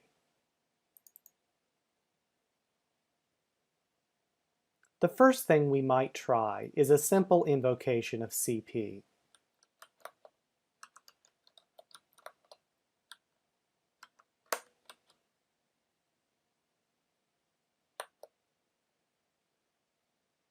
What just happened? We tried making a copy of the knlm directory called wxyz. If we run ls, we see that our attempts to copy the knlm directory failed. By default, cp will not copy directories.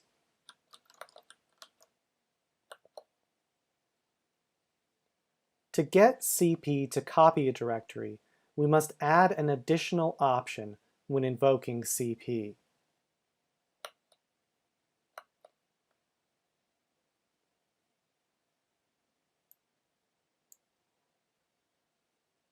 If cp is invoked with the -r flag, it will copy directories, including their contents.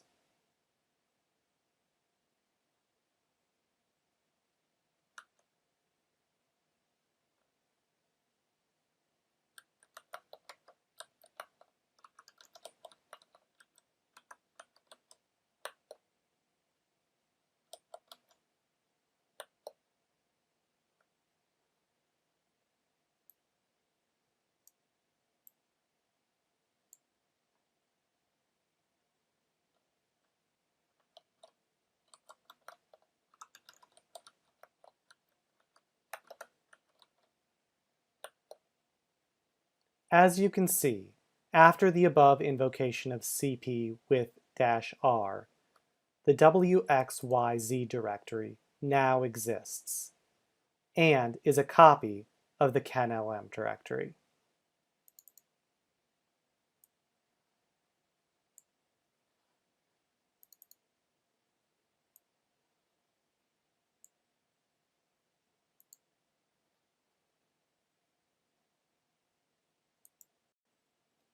Let's take a look at command line basics, using echo to print simple strings. Echo is typically used to display a single line of text.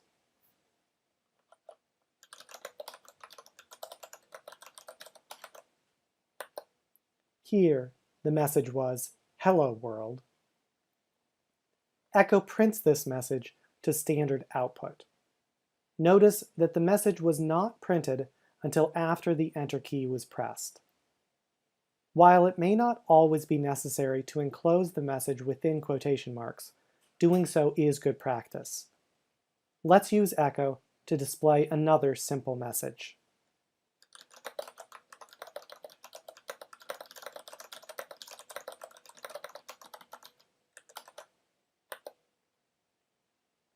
As you can see, the message we gave to echo is printed to standard output. It is possible to redirect the standard output stream to a file, or use a pipe to send it as input to another process. In this case, we aren't doing either of those things. As a result, we see the default behavior, where messages sent to standard output are displayed on the terminal. Let's use echo to display some more simple messages.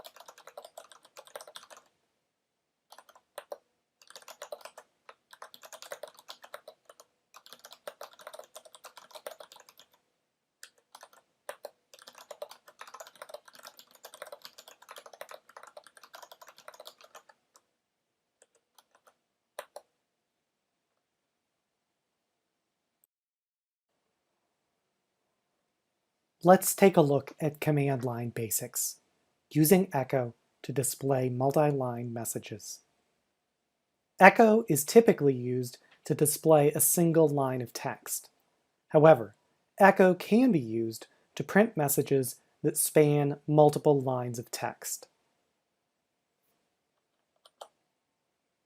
Let's start by using echo to print a simple message consisting of a single line of text.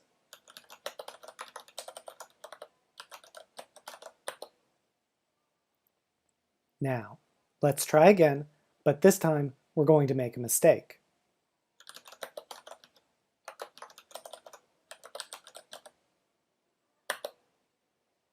Notice what happened. We typed the opening quotation mark, then we typed the message, then hit the Enter key. Instead of printing our message, we see something that looks like a greater than sign. Notice that we forgot to type the closing quotation mark. Let's add the closing quotation mark, then hit Enter again. Notice what just happened. Our message was printed, but in addition, an extra blank line was printed. Do you see the extra blank line? It's there. Let's try another example. In our next example, the second line will contain more of the message.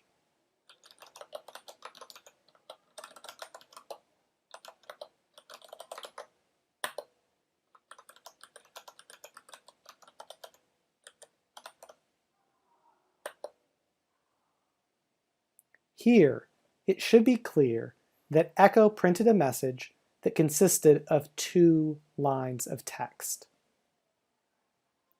When entering a multi-line message in this manner, we're not limited to just 2 lines. The contents of our message will continue until we enter a closing quotation mark.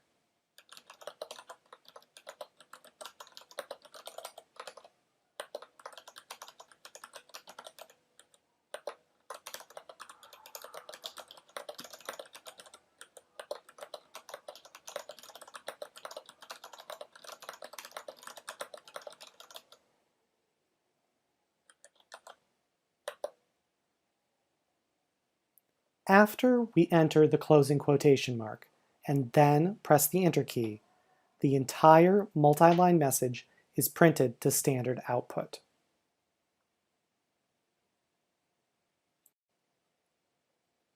Let's take a look at command line basics, using echo to display messages with escape sequences. Echo is typically used to display plain text messages. However, echo can be used to print messages that include special characters. Let's start by using echo to print a message consisting of a single line of text.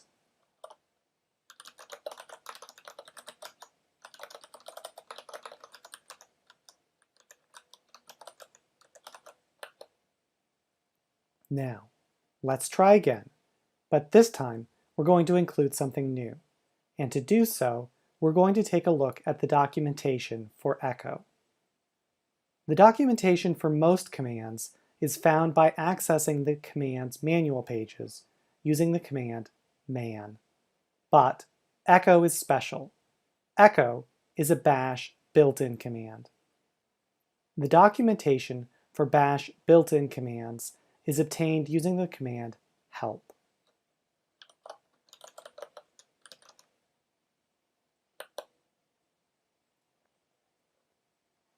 By reading the bash help page, we can observe that echo is capable of reading a number of \escaped characters. A \escaped character is just a character that is immediately preceded by a / character. Of the \escape sequences you see here, it's likely that you'll only ever need to use 1 or 2 of them. The 2 that we'll examine here are the escape sequences for new line, \n, and for horizontal tab, \t. Now, Let's try printing our message again. However, this time, instead of placing a space between the two sentences, we're going to try to place a tab character between the two sentences. Recall that the escape sequence for a horizontal tab character is \t.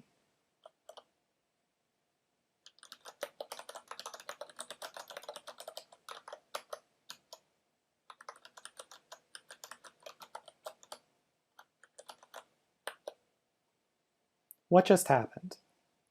The escape sequence \t represents a horizontal tab character.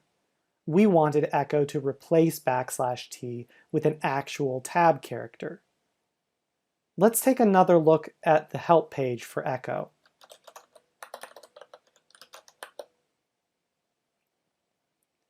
In the above invocation of echo, we did not use any options. Notice that echo has an option, -e, that does exactly what we want.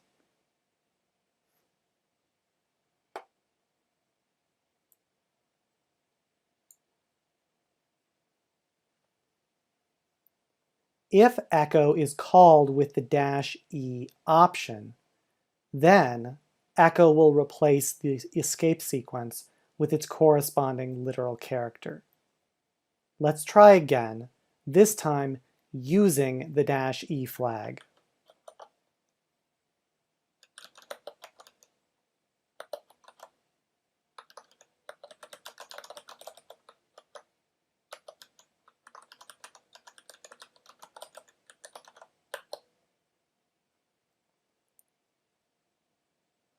It looks like there's a space character between the sentences, but it's actually a tab.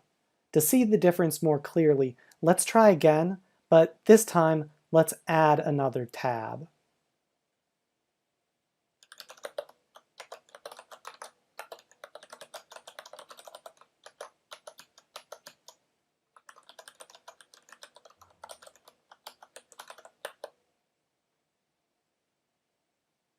Now we can see a difference. Let's try again with 3 tabs.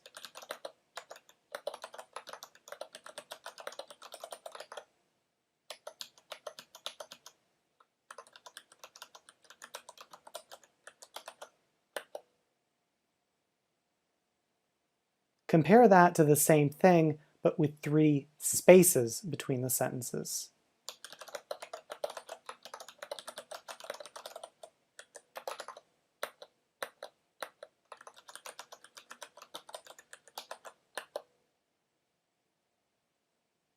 Now, let's try again using the escape sequence for a new line, \n.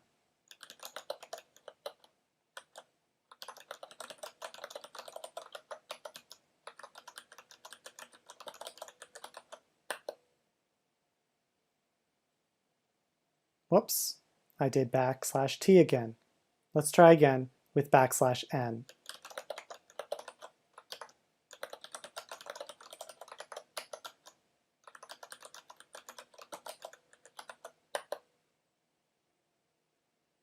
Now let's add another new line.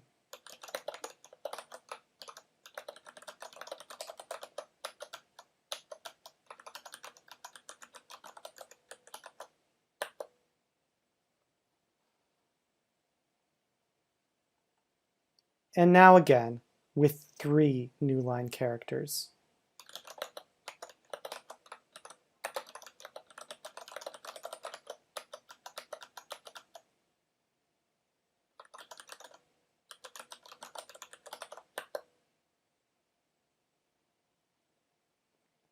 By using escape sequences, we can use echo to print a multi-line message, even while we enter the command using a single line.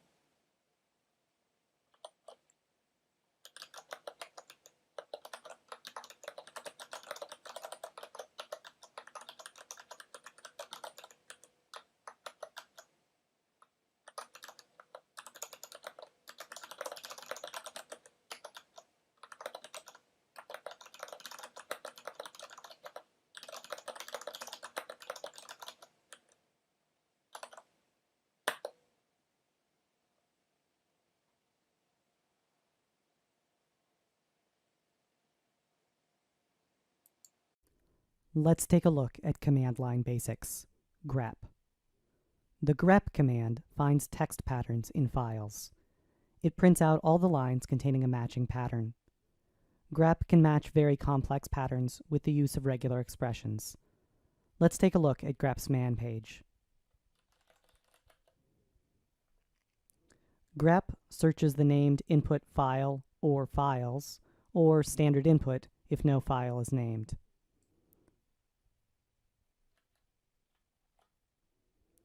Let's use grep to find all the files that have the word zip in the name in the directories bin and user bin.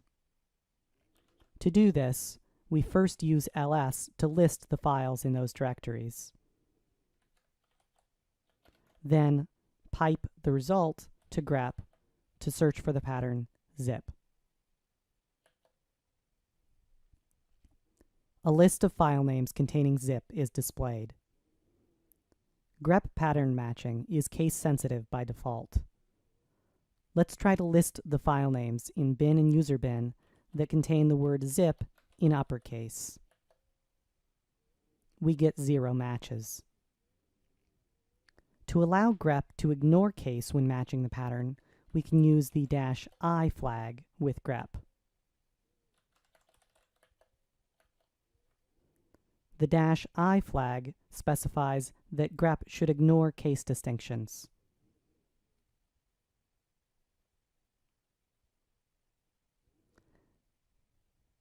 If instead of a list of lines that match the pattern, we want a list of lines that do not match the pattern, we can use the -V flag with grep to invert the match.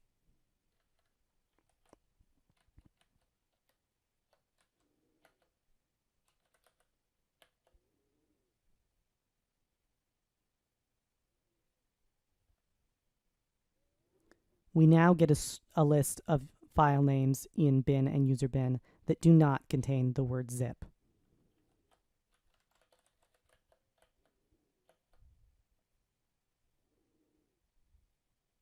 To output the number of matches instead of the actual matching lines, we can use the -C option with grep.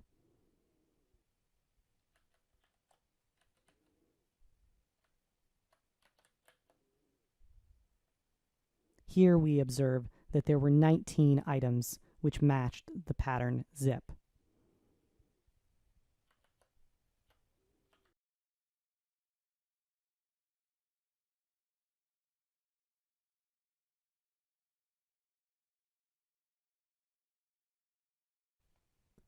Let's take a look at command line basics. Head and tail.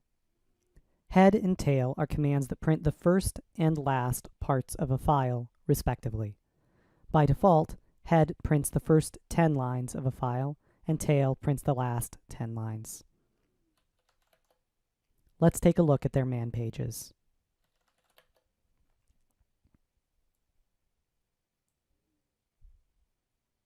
By default, head prints the first 10 lines of a file to standard output. This can be changed using the -N flag to specify the number of lines instead of assuming the default of 10. Tail behaves very similarly.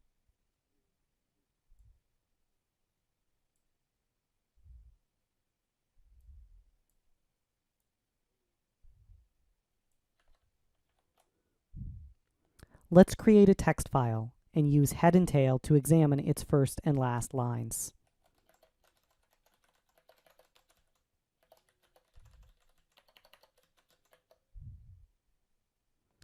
We can observe that foo.txt now contains a sorted list of the files in user bin.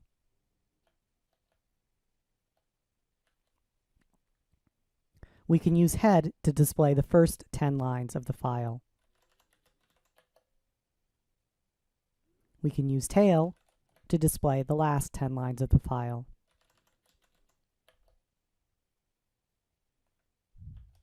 To view a different number of lines, say the first or last 5 lines of a file, we can use the -N option with head and with tail.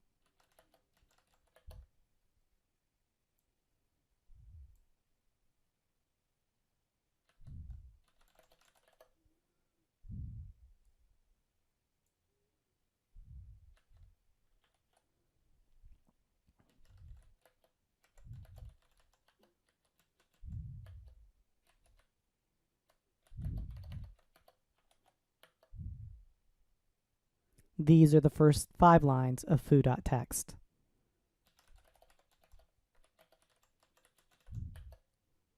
And these are the last 5 lines of foo.txt. Head and tail can also be used in a pipeline. Let's list the last 7 items of the contents of the directory user bin. To do this, we will use ls to list the contents, sort to sort them, and pipe the output to tail with the appropriate option, listing the last 7 items in the directory user bin.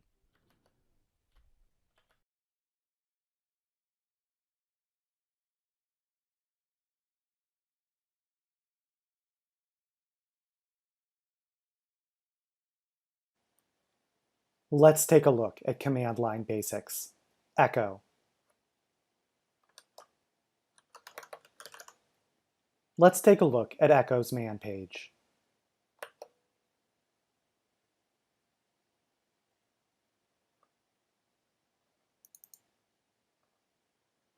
The command echo accepts 0 or more strings provided by the user and prints those strings to standard output.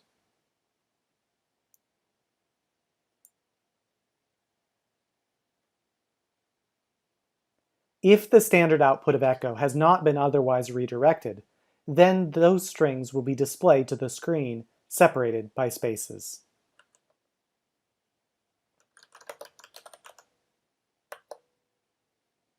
As we can see, echo printed the string hello.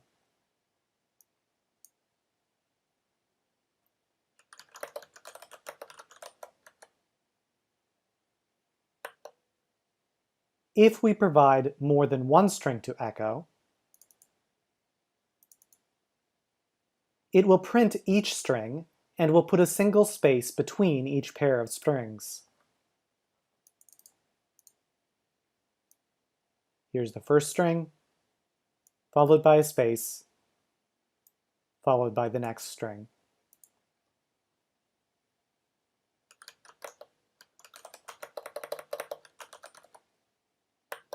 If we provide more than one space between each string, echo ignores the extra spaces and only a single space is printed. If we want to print a string preserving all spacing and other formatting, we can enclose the string in quotation marks.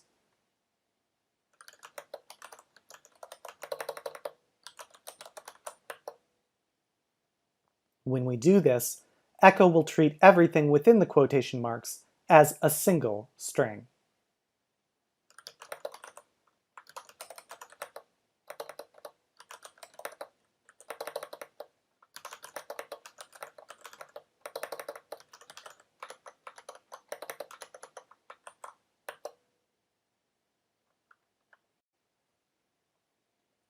Let's take a look at command line basics. Wildcard expansion. Let's try to use echo to display a single line of text.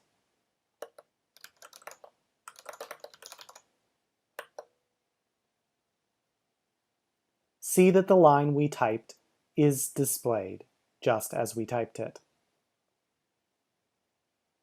Extra white space in the arguments of echo will be removed in the output.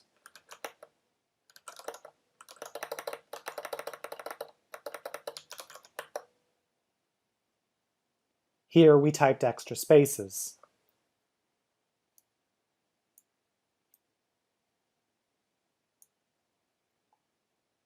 But the output in those locations only included a single space.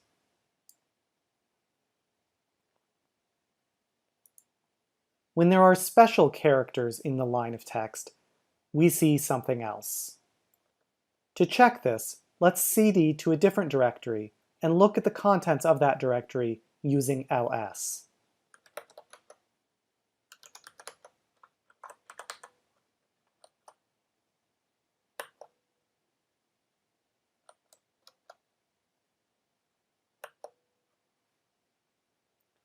Now, let's try to use echo with a wildcard character as the argument.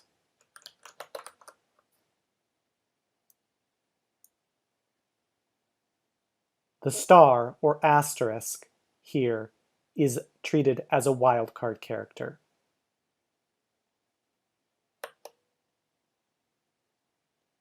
Notice, echo did not display the character star itself. Instead, it displayed a listing of the files in the current working directory.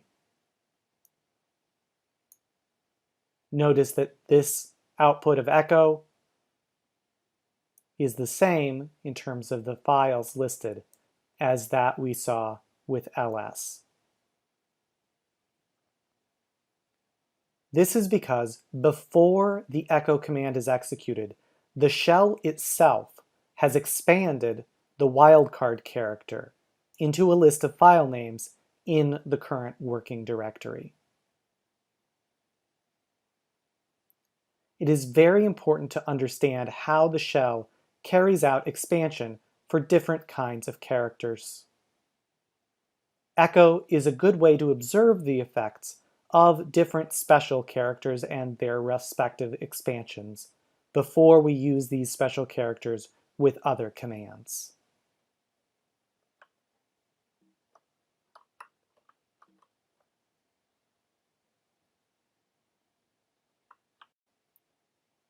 Let's take a look at command line basics. Pathname expansion. Bash is capable of performing certain types of expansions. Let's try to use ls to see how pathname expansion works.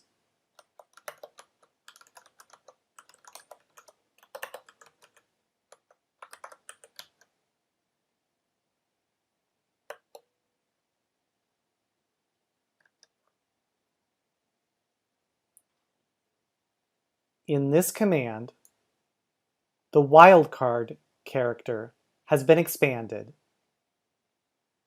The result is a listing of all file names in the specified directory whose file names end in .h.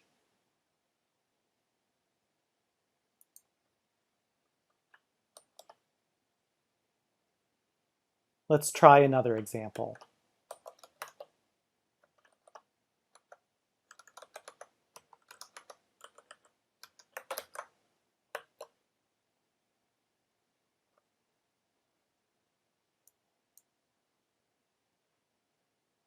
Here, the wildcard expanded again, resulting in a list of all files in the user bin directory whose file names begin with the characters py.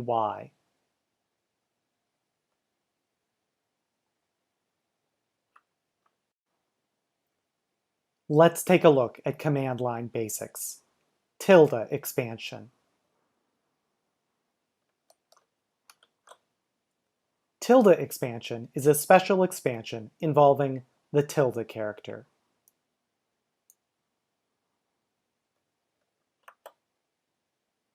When the tilde character is used at the beginning of a username, it expands into the name of the home directory for that user. Let's try to use echo to see how tilde expansion works.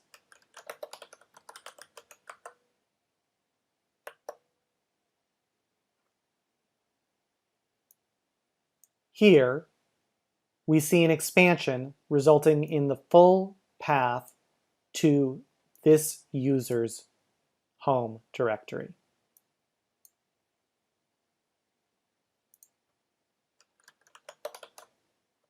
If no username is supplied after the tilde character, the result expands into the home directory of the current user, which in this case is lane S.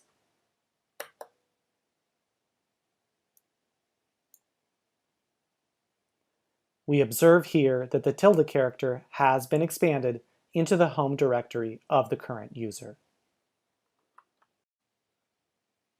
Let's take a look at command line basics. Arithmetic expansion. Arithmetic expansion allows the shell to perform calculations before passing the results to a command as arguments. Arithmetic expansion uses the $sign character and double parentheses around an arithmetic expression. Let's use echo to see how arithmetic expansion works.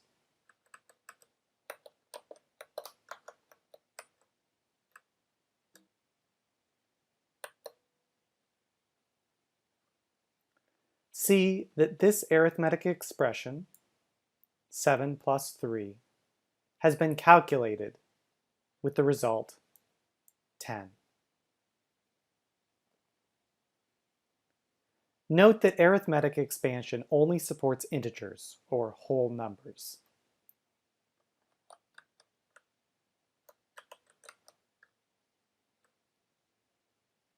The expansion would result in an error if decimals are present in the expression.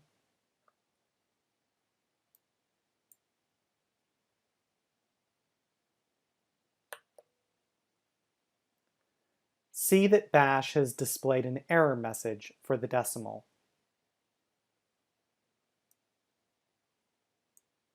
Invalid arithmetic operator, indicating that the decimal point caused the error.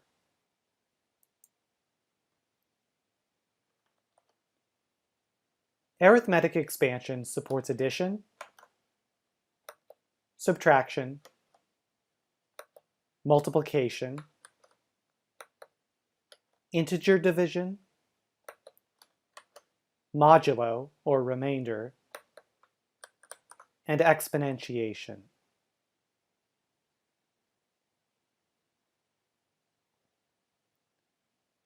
Arithmetic expansion may also be used alongside text. Let's try to use echo to see how the integer division and modulo operators work. If the result of the division is not an integer, integer division will cause the result to be truncated to the integer part and will not be rounded.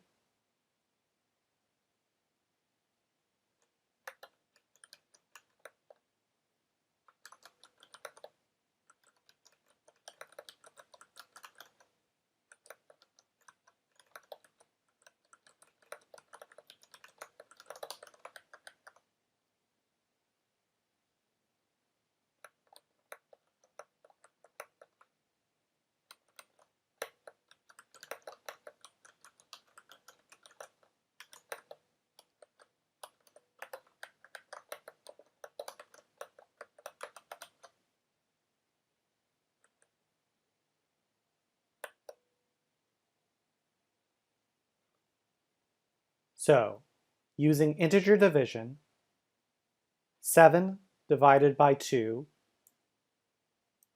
is 3, with a remainder of 1. The 1 was calculated using the modulo operator. The 3 was calculated using integer division.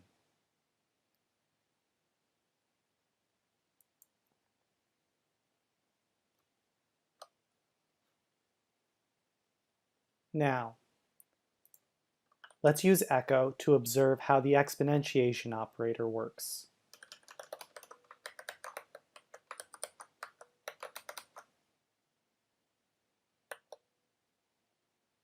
This calculation has raised 5 to the exponent of 2, or 5 squared, which is 25.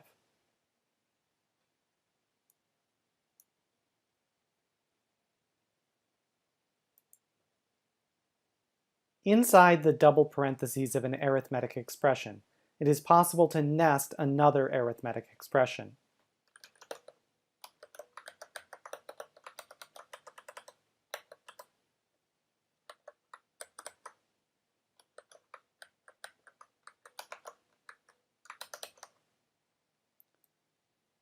Here we have nested an arithmetic expression,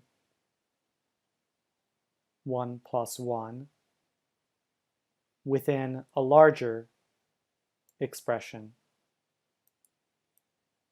5 to the power of 1 plus 1.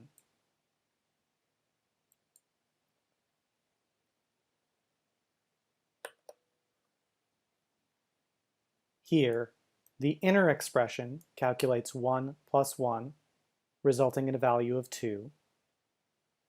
The outer expression performs the exponentiation, 5 to the power of 2, resulting in 25.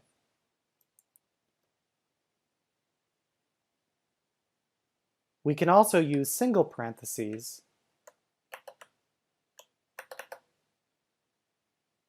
to group the order of operations without actually causing a second expansion of the arithmetic expression to occur.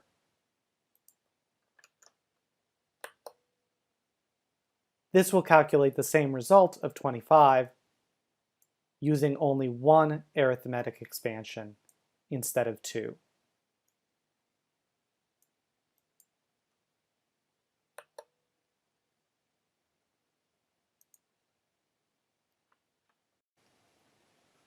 Let's take a look at command line basics. Brace expansion. Brace expansion creates multiple text strings from a pattern.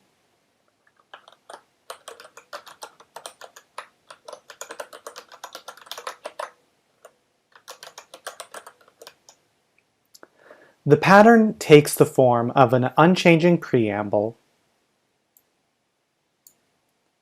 followed by a variable expansion component followed by an unchanging postscript. The varying part of the pattern is enclosed by a pair of curly braces.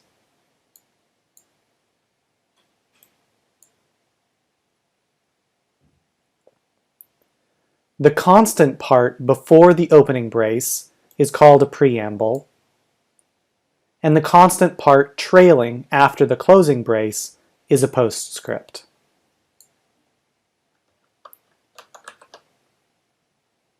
Let's try to use echo to see how brace expansion works.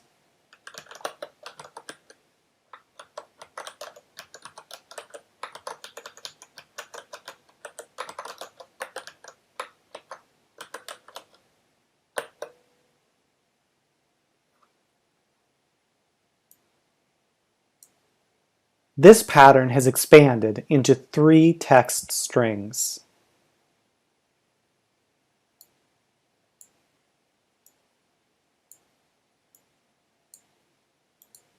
Each string has the same preamble at the beginning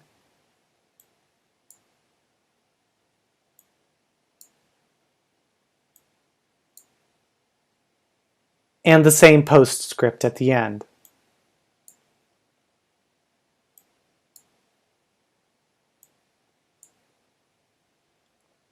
The middle part of each string varies and is present in the same order as specified in the pattern. Brahms, Beethoven, Bach, Brahms, Beethoven, Bach. If we had changed the order in the pattern, the order would be correspondingly different in the created strings. Both the preamble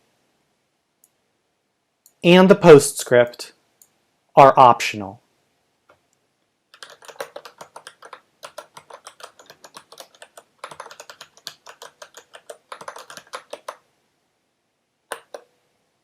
Here, we expand a pattern with a preamble, but no postscript.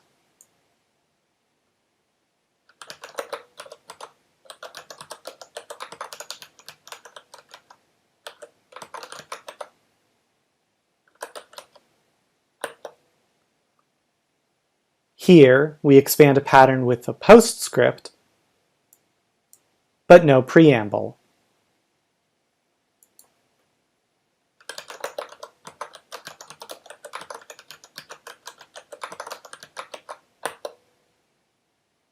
And finally, we expand a pattern with no preamble and with no postscript. Now, let's try to use brace expansion with a preamble that includes whitespace.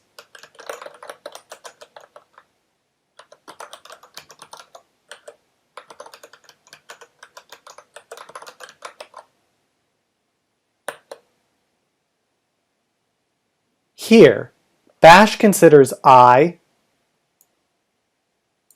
love, and Brahms, Beethoven, Bach to be separate tokens. As a result, the brace expansion is performed, but I, love, is not considered a preamble to the brace expansion. To get around this problem, let's try enclosing I love in quotes.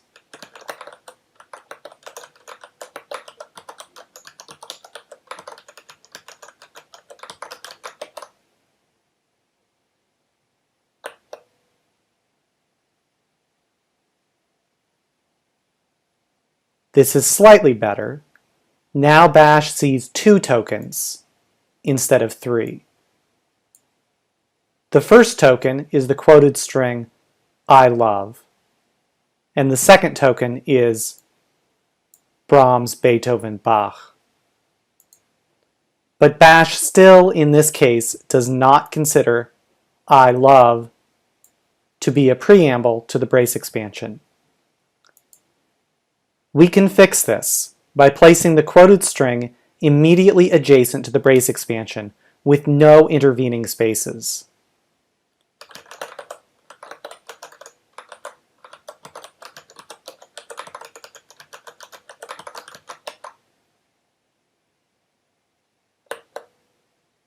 Now, in this case, Bash sees only 1 token, the entire string, where I love is taken to be a preamble because it immediately precedes the opening brace with no intervening white space.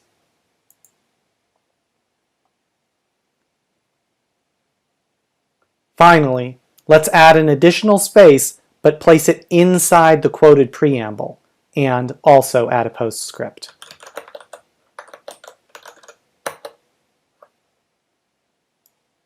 I'm adding a space but placing it inside the quoted preamble and leaving no intervening space between the preamble and the start of the pattern inside the braces.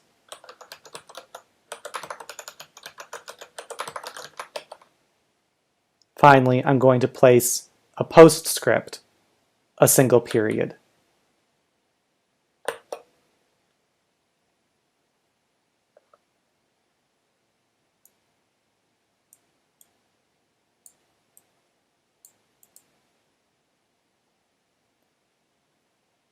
A brace expansion can contain a comma-separated list of strings, as we have just seen. It can also contain a range of integers or characters using the operator ... Let's try to use echo to see how to specify a range in brace expansion.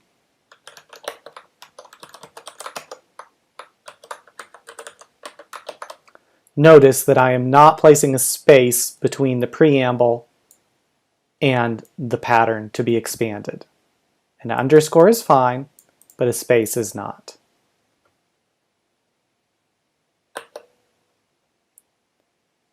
This is expanded to 5 strings.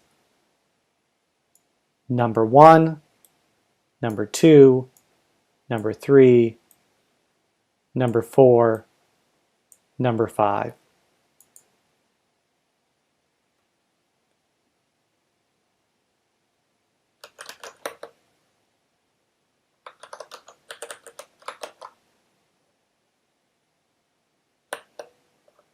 We can also use a sequence of characters with the ... operator. Here, the pattern has expanded to a sequence of lowercase letters.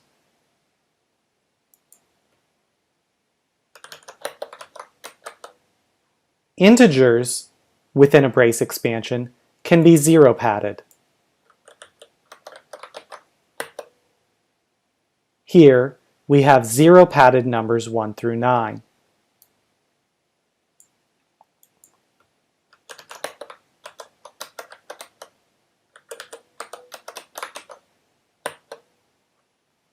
And here, we have zero padded numbers 90 through 100.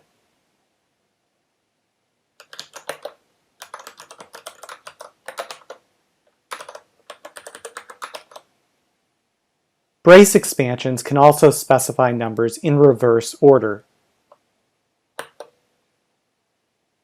Here, we have something expanded to strings where the numerical part is in reverse order from 5 through 1.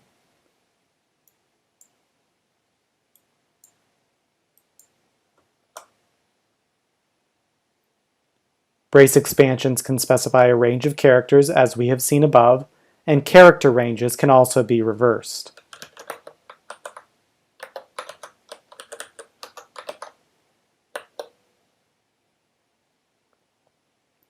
We observe that this character range has expanded to lowercase characters in reverse order. Brace expansions can also be nested.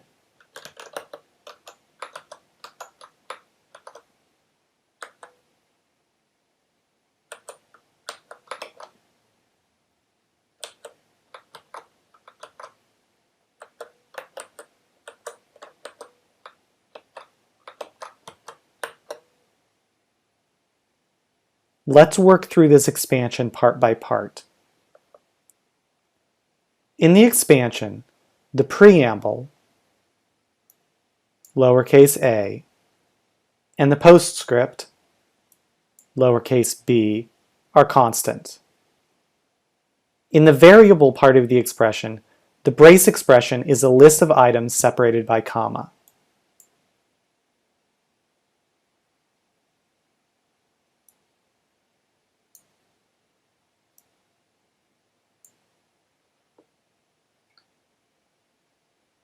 So, bash starts with the first item, A12. This is a brace expansion as well. This expands to two strings, uppercase A1 and uppercase A2.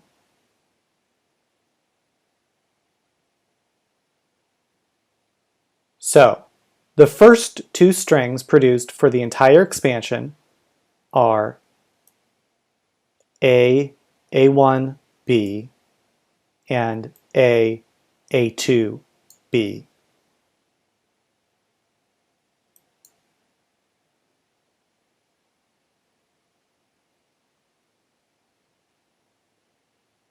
Now, the first nested brace expansion is complete. Bash now starts with the second item, B34. The next two strings produced are the expansions B3, which is then prepended with the preamble A, and postpended with the suffix B, followed by the expansion B4, ultimately resulting in A, B4, B.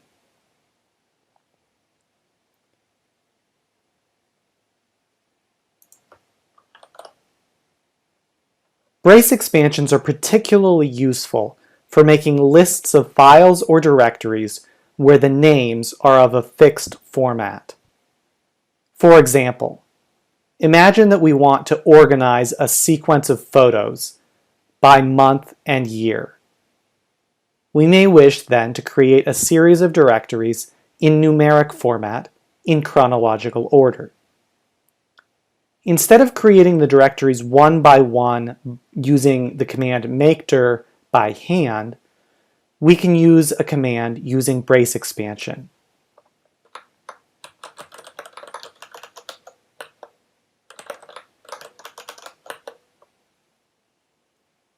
Now, using a single mkdir command, we can create a series of directories.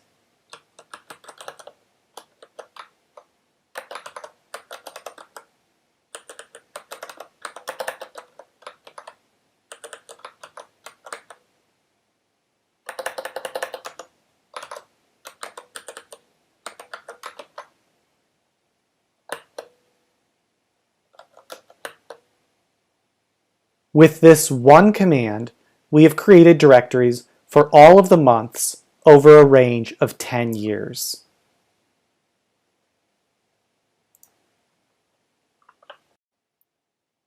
Let's take a look at command line basics. Pathname expansion. Bash is capable of performing certain types of expansions. Let's try to use ls to see how pathname expansion works.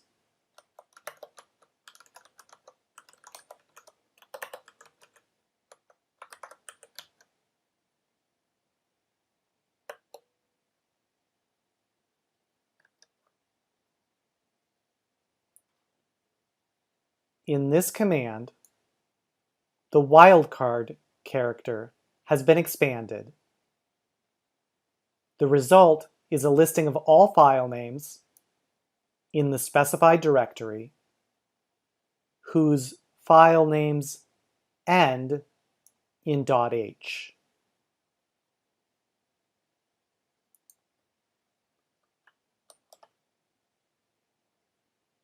Let's try another example.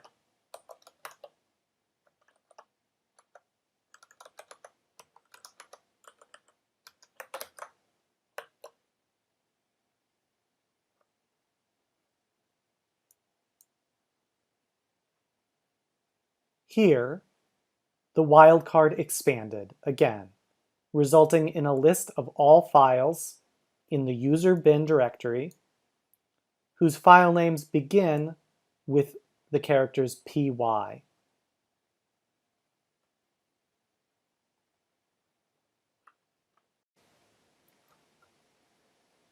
Let's take a look at command line basics. Command substitution. Command substitution allows us to use the output of a command as an argument of another command. This is done by using the $ character followed by a pair of single parentheses.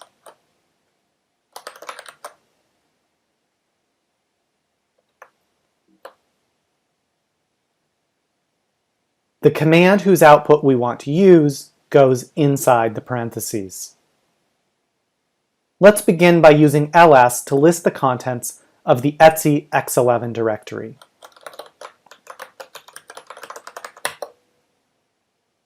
Now, let's enclose this ls command using the command substitution syntax.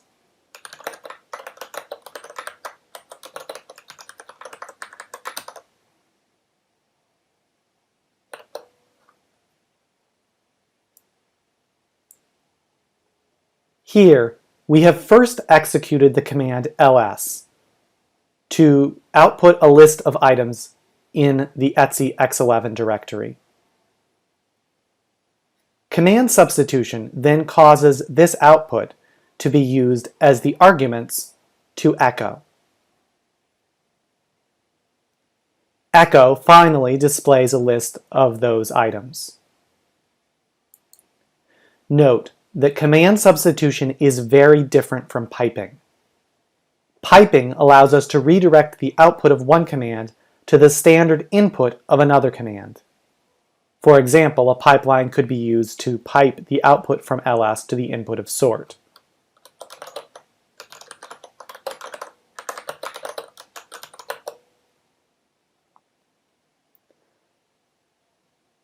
If we were to reverse that pipeline and attempt to pipe the output of sort to the input of ls, this wouldn't work and it would have no effect on ls.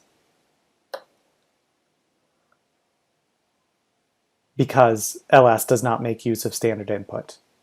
On the other hand, command substitution allows us to use the output of one command as the argument or arguments of another command. Therefore, if we wish to configure the behavior of a command such as ls with the output of another command, we would use command substitution, not piping. Let's try to use command substitution to provide arguments to ls.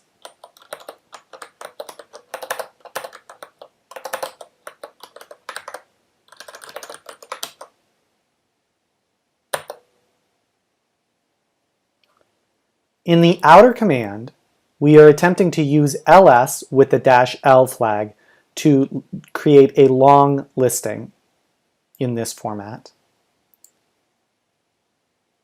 We're using the command which with an argument of cp to determine the full directory, the full absolute path to the cp command.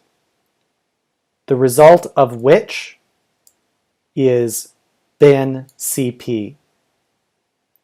Bin cp is then substituted as the argument to ls-l, resulting in the output that we see here.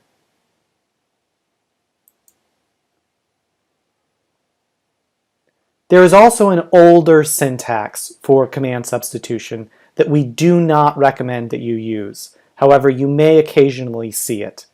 That older syntax uses backticks instead of the $ parentheses syntax.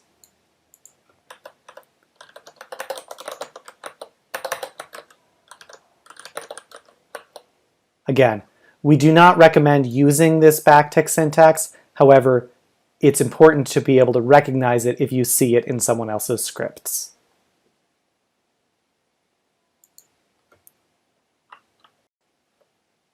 Let's take a look at command line basics. Escaping characters.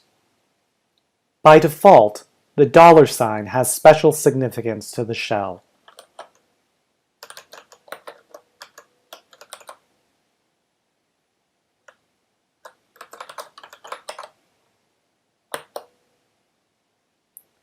Use of the $ here tells Bash that we want to refer to the variable called user. Bash then looks for a variable called user, gets the contents of that variable, and replaces user with the contents of the user variable.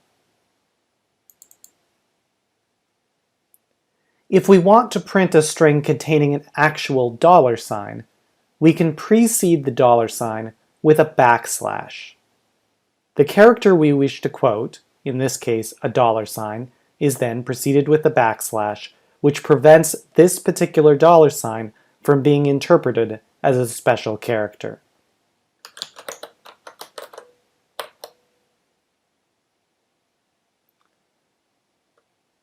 If that $ is followed by text,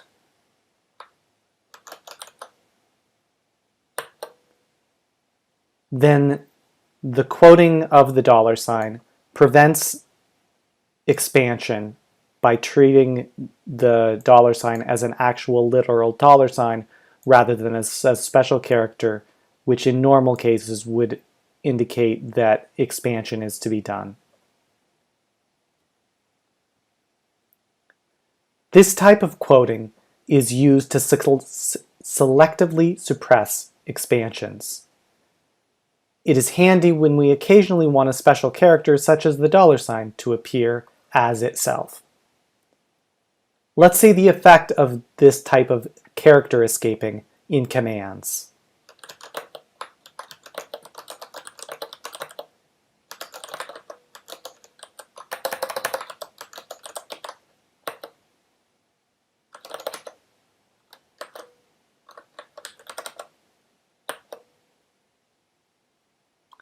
In this command, there are two expansions that could take place.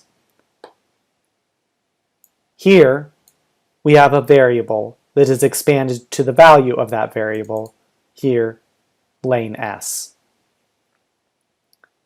Secondly, escaping transforms $$ into the literal $ character and prevents $5 from being treated as a variable expansion.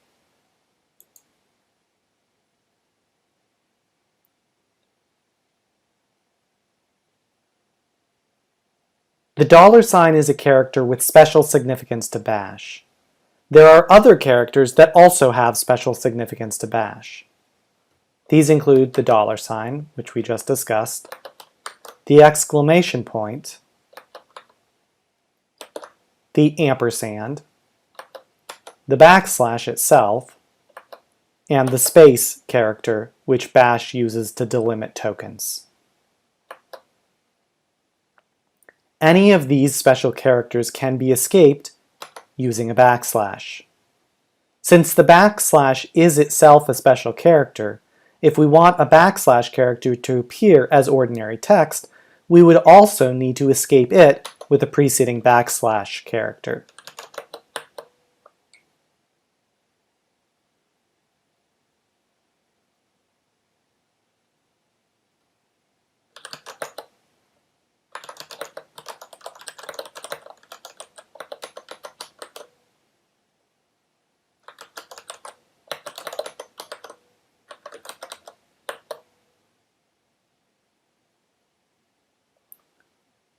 Here, the first backslash character escapes the second backslash character, resulting in a literal backslash character.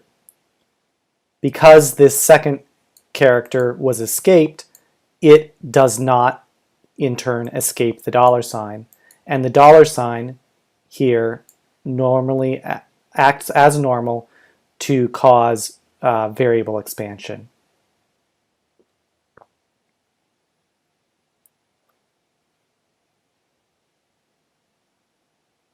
See that we get this backslash character in front of the username. Let's see an example using multiple other escaped characters.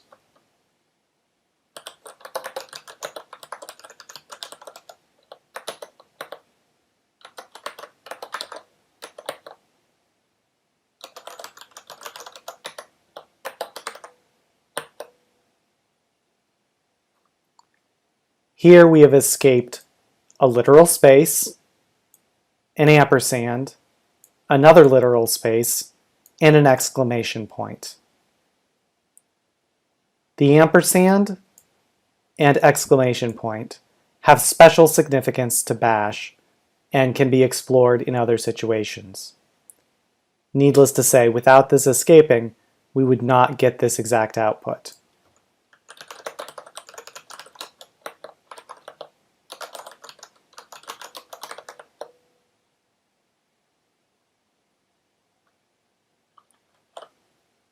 Another way that we can confirm that special treatment is occurring here is by using brace expansion.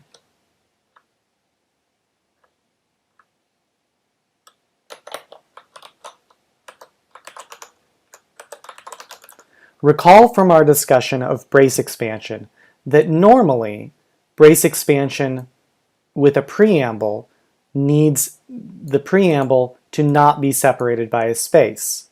The reason is that a preamble is only considered if it is part of the same token as the token containing the braces. Here, we're going to see that because we are using the backslash to escape the spaces, this entire string is taken to be a single token by bash, meaning that we will get greetings and salutations taken as the preamble to this brace expansion. We confirm this here. We get greetings and salutations Joe, greetings and salutations Jane.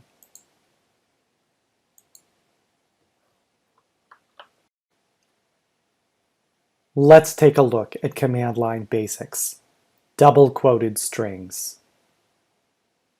Many times when passing arguments to a command, it is desirable for a string containing spaces to be treated by bash as a single token.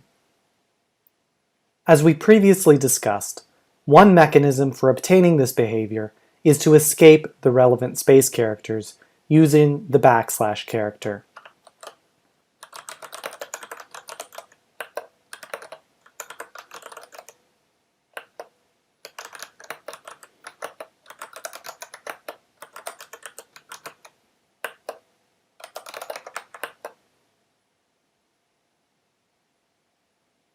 Here, we have created a file with literal spaces in the file name.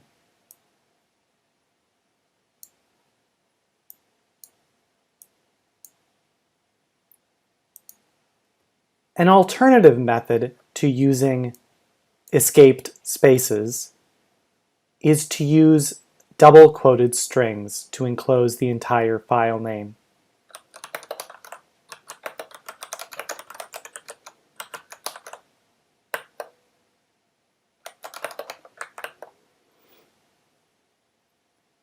By first quoting the string myfirstfile.txt, Bash treats this entire string as a single token.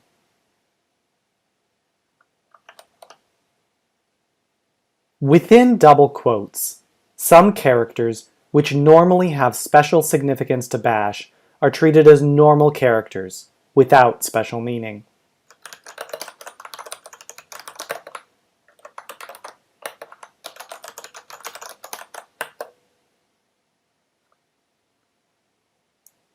Normally, the ampersand character has special meaning to Bash. Inside the quotes, that special meaning is lost.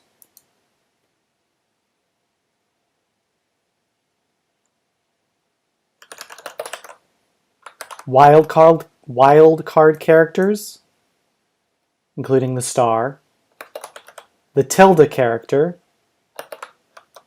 curly braces, will all be treated as ordinary text and not special characters. Within double quotes, therefore, the following operations are suppressed: word splitting, pathname expansion, tilde expansion, and brace expansion. Let's observe the effects of double quotes in some commands.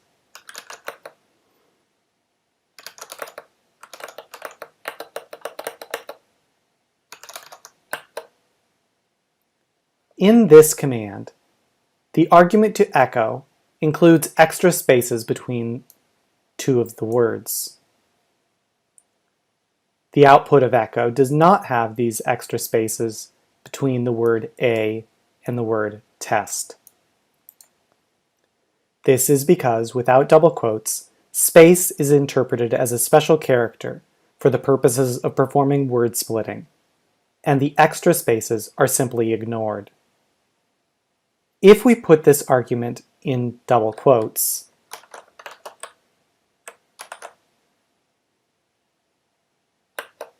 the spaces within the string are no longer interpreted as special characters.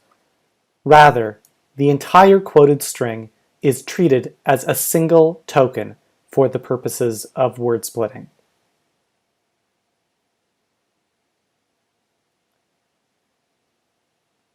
All of these spaces remain in the output as ordinary text.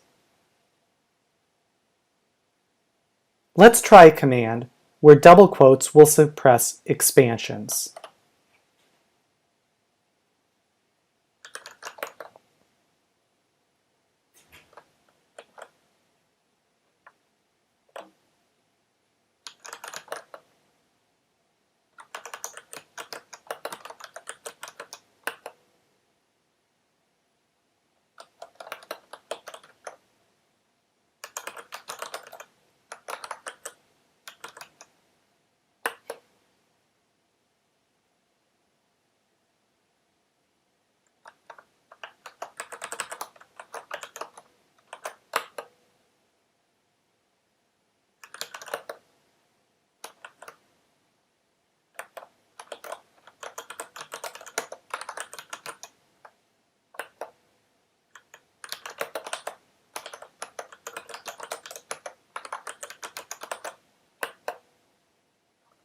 We observe in these examples that when the tilde is used outside of double quotes, the tilde expands to the full path name of the current user.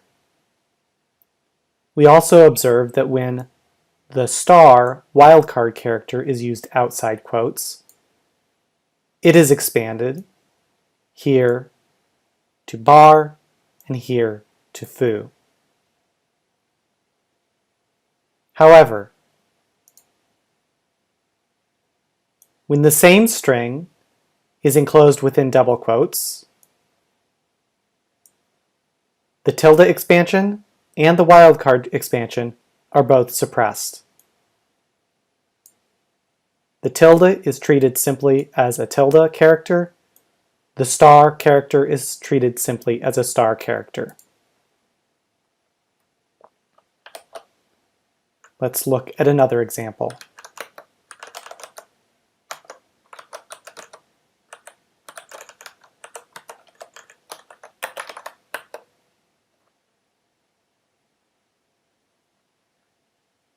Here, we observe brace expansion in action.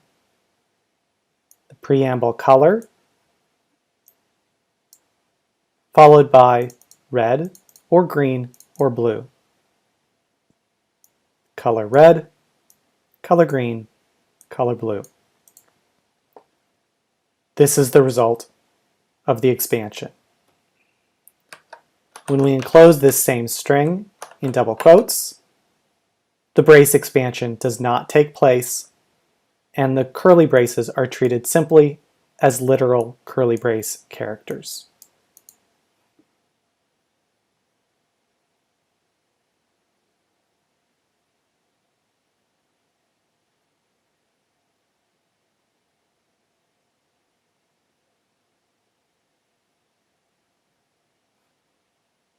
There are other special characters that retain their special meaning inside double quotes. These exceptions include the $sign character, curly braces when used with the $sign character, single parentheses when used with the $sign character,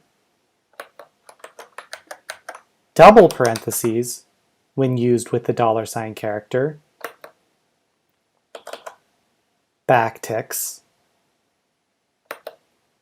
and the backslash character when used to escape these other special characters.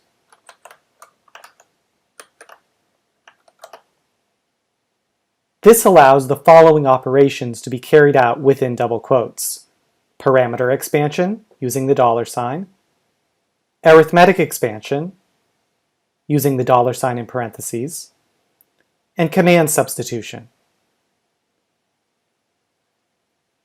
Let's try a command that is not affected by these double quotes.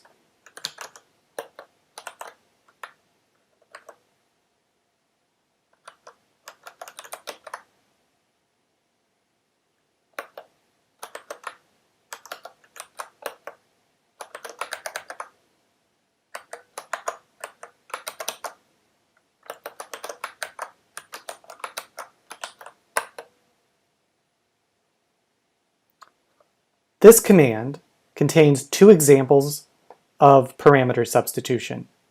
Here, using a $sign and curly braces, and here, using simply a $sign. The result of that expansion is observed here for this first case, where the variable user is replaced with its value, lane s, which is the name of the current user. And again, the variable user is replaced with the value of that variable, lane s. Here, arithmetic expansion is performed. The $sign double parentheses indicates that arithmetic expansion will be performed. The arithmetic expression 2 plus 2 is replaced with the result of that arithmetic operation, the integer 4. And finally, command substitution. The command cal is run, and the output is substituted for this expression here.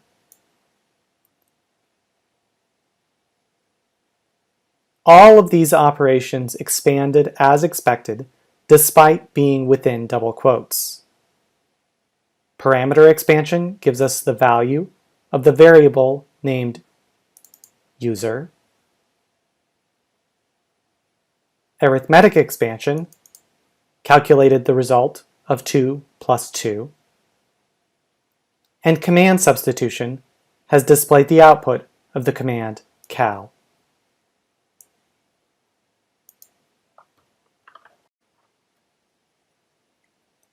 Let's take a look at command line basics. Single quoted strings. Many times when passing arguments to a command, it is desirable for a string containing spaces to be treated by bash as a single token. As we previously discussed, one mechanism for obtaining this behavior is to escape the relevant space characters using the \/ character.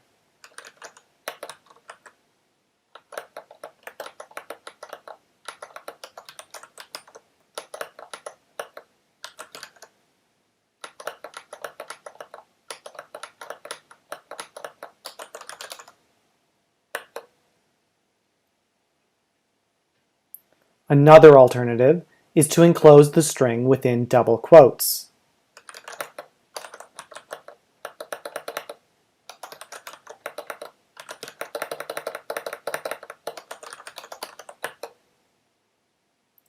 A third alternative, which we will discuss now, is the use of single quotes.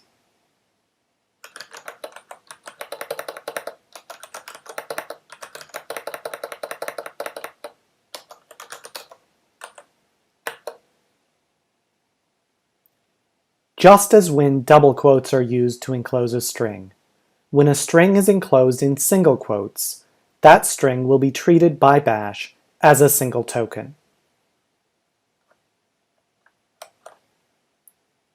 Recall that when using double quoted strings, word splitting, parameter expansion, tilde expansion, and brace expansion are suppressed, but parameter expansion, arithmetic expansion, and command substitution are still performed.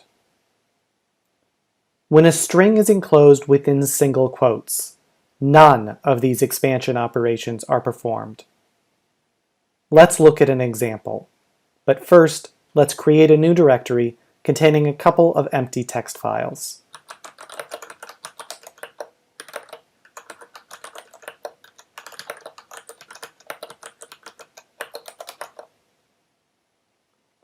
Now, let's try a command involving tilde expansion, brace expansion, command substitution, arithmetic expansion, and parameter expansion.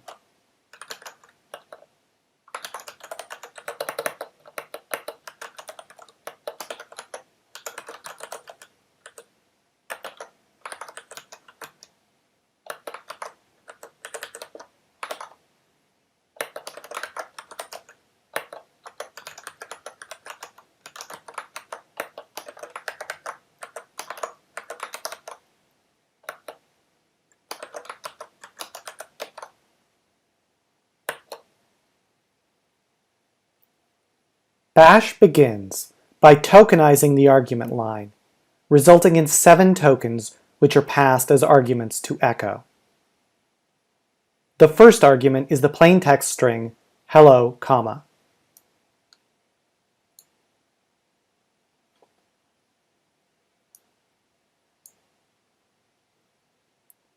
The second argument is the plain text string world.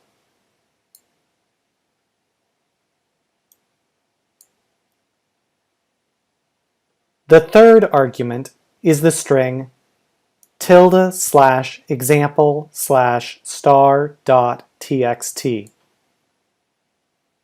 This argument is expanded using tilde expansion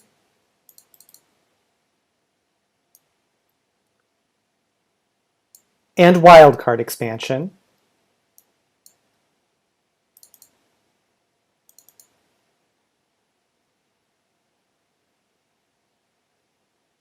into home lanes example a.text and home lanes example b.text.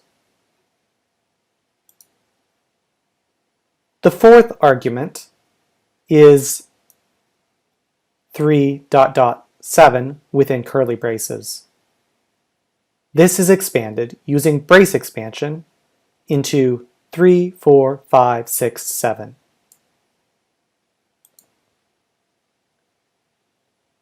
The fifth argument is file etc cron tab within $parentheses.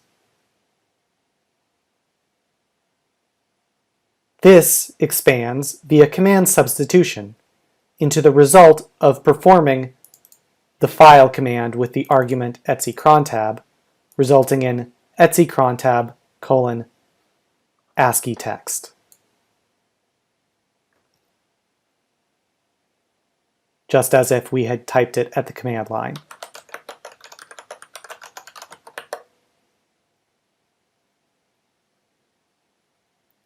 The sixth argument is the arithmetic operation 2 plus 2, which is expanded using arithmetic expansion into the result 4. The seventh argument is the variable user, which is expanded using parameter expansion into lanes. The echo command prints each of these results separated by a single space character each. Now, let's see what changes when we enclose this argument list within double quotes.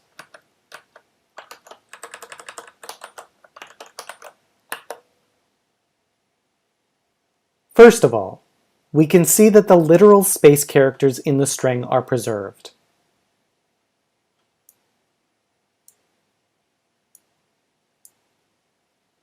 This is because the entire quoted string is treated by bash as a single token. When the string is enclosed in double quotes, tilde expansion is suppressed.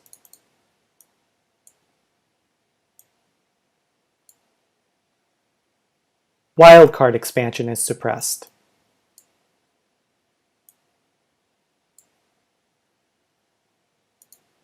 Brace expansion is suppressed.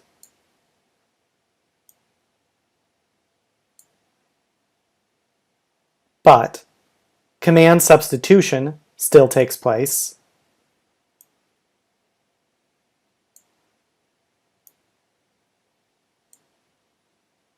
Arithmetic expansion still takes place. And parameter expansion still takes place.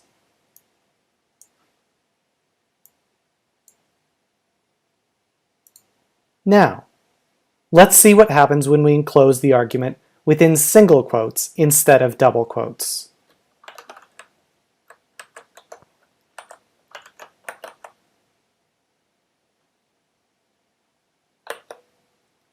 Again, we first see that the literal space characters are again preserved. This is because, as before, the entire quoted string is treated by bash as a single token. When the string is enclosed in single quotes, all forms of expansion are suppressed.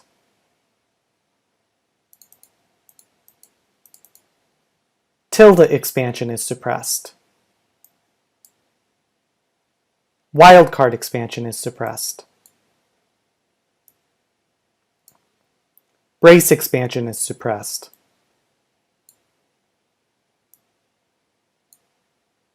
Command substitution is suppressed. Arithmetic expansion is suppressed.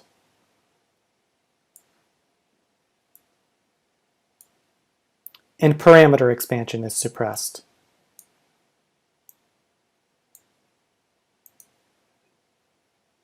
Instead, we get the exact literal string that we typed in being returned by the echo command.